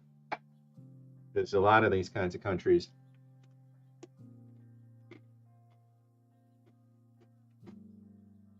You know, some of them have a dozen or 2 dozen very distinct dialects spoken within their country with different words and different, you know, pronunciations and all kinds of stuff. I wonder if Kazakh is in that boat, because a lot of countries in that region of the world are.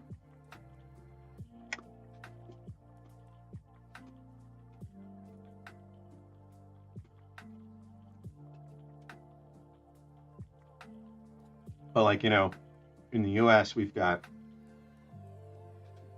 dozens of dialects. The UK, dozens of dialects. Saying things with a different, you know, pronunciation or different kind of structure to how you hold your mouth while you're talking, which is really most of what it comes down to. Um, you know, you can understand somebody from the opposite side of the country for the most part, unless they're Cajun. And you know, it's not quite the same as some of these places where they're speaking like totally different variations of the same language and wouldn't understand each other. Try and ignore Birmingham. You know, I think I told you I've got a coworker from Birmingham. He doesn't announce it to the world very often, and he's worked on his accent to change it.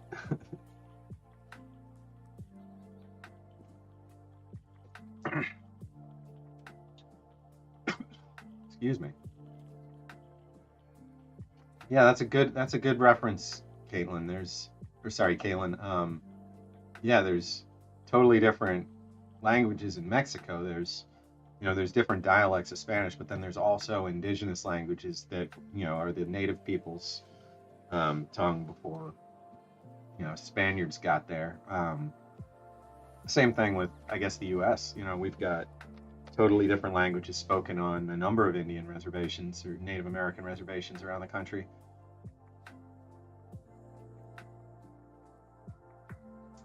Finnish and Estonian are close in some parts. That's interesting. That's really neat. Have I had an Estonian ration? I know I've had a Latvian ration. I think I have had Estonian. I'll have to check. One of these days I need to start making a list and say what I have had, because I wanna, you know, circle the globe. Or for the flat earthers, I want to get to each corner of the square. Is it a square? I don't think it's a square. Oh man, that was really good. I really enjoyed that Kazakh dinner. That'll be my first time having a complete meal from Kazakhstan. I didn't make a single Borat joke, and I'm not going to. Want to badly, but I didn't. Um, out of respect for the Kazakh people. And if I'm not mistaken, are there yaks in Kazakhstan?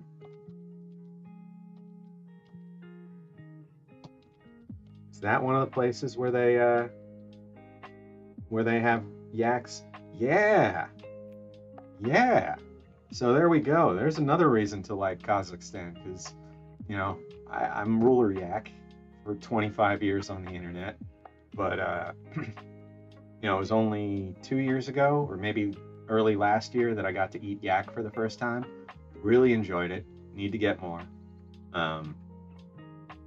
But they are not big animals. Like, it's kind of funny. I always thought of them as like the size of regular cows, but they're not. They're like, they're bigger than like a Saint Bernard, but not by a whole lot.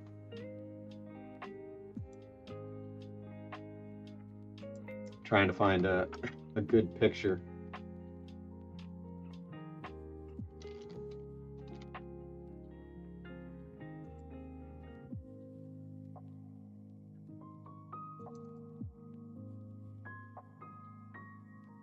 Yeah, let's see. Here we go.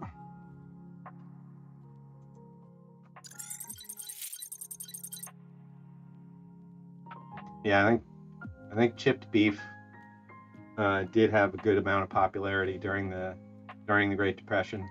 I think it's a way to stretch, your meat pretty far with some food starch and flour. Well, maybe not even the food starch, but the flour and a little milk, a little butter can go a long way.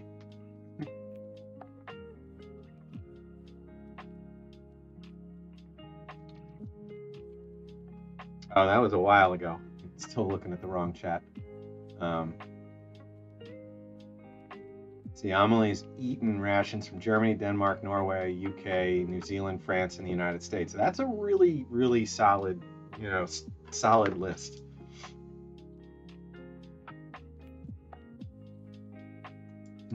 That's a really solid list. You've eaten rations from more countries than probably 90% of ration enthusiasts. Just getting to try from outside the U.S. costs an arm and a leg here, so we tend to eat a lot of local stuff. Being in Europe in general kind of seems a little easier to get other countries' rations. Here it's like we can get Canadian once in a while for pretty cheap, but not too cheap and not too often. But other than that, everything's pretty expensive to get here. Cheapest that I know of consistently has been Lithuanian. You can have a Lithuanian ration in your hands, ready to eat, shipped, everything paid for 17, 18 bucks.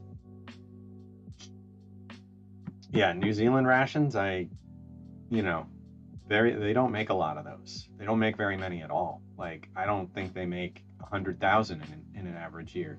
So getting those is pretty hard.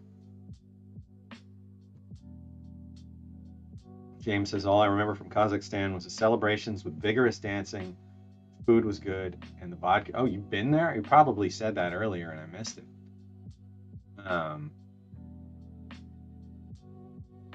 Let's see, just checking back. Yeah, if you said that and I missed it, sorry. That's oh, I missed Dub C when he was here. Yeah, that was when chat was stuck.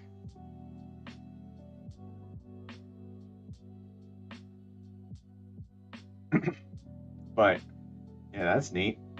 I would definitely like to tour more of the world.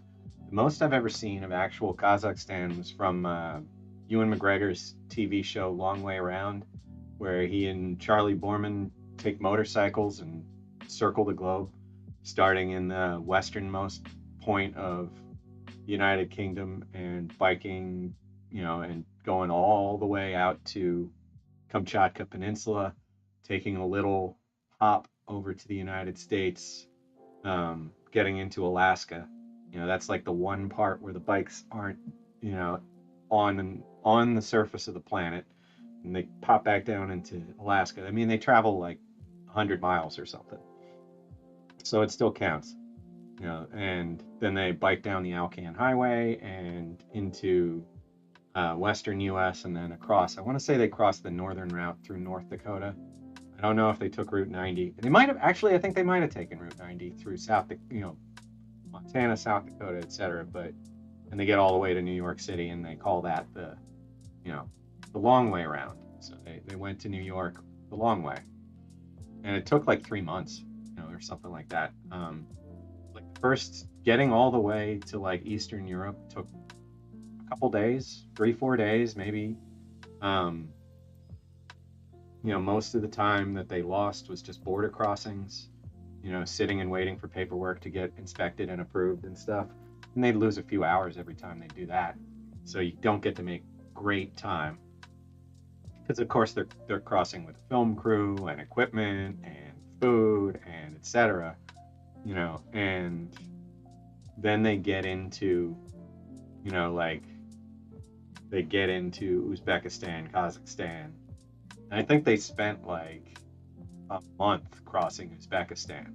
There are parts out there where once you get there, it is not like it is here, where or even in like, Eastern Europe, it seems lavish in terms of the conditions of their roads and stuff. Like there were points where they were making like, 9 miles a day and falling over on their motorcycles 10-15 times, which now that I've done that once, I don't ever want to do that, let alone a bunch of times in the same day. I can imagine how beat up they were feeling.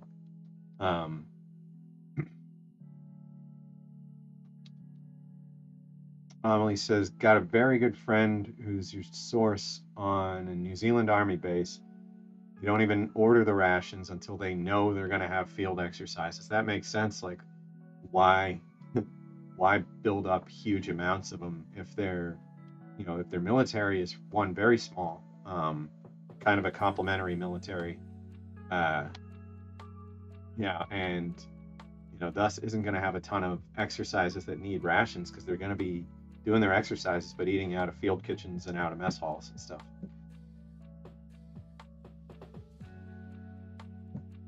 Yeah, MFOs, keep us in the loop. Send me a link if you start a channel. I'll add you to the list down below if you're not already there, and definitely want to see your reviews when you get them going.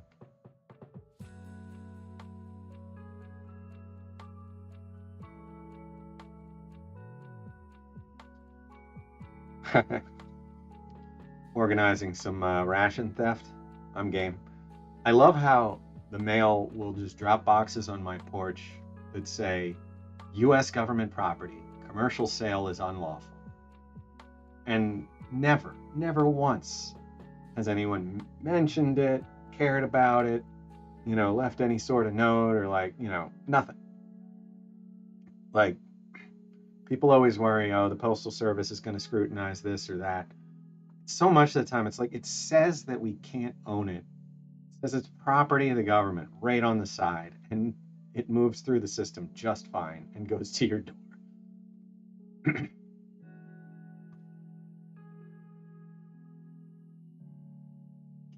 All right, guys, I think I'm going to call it for the day. Yeah, look at these little animals.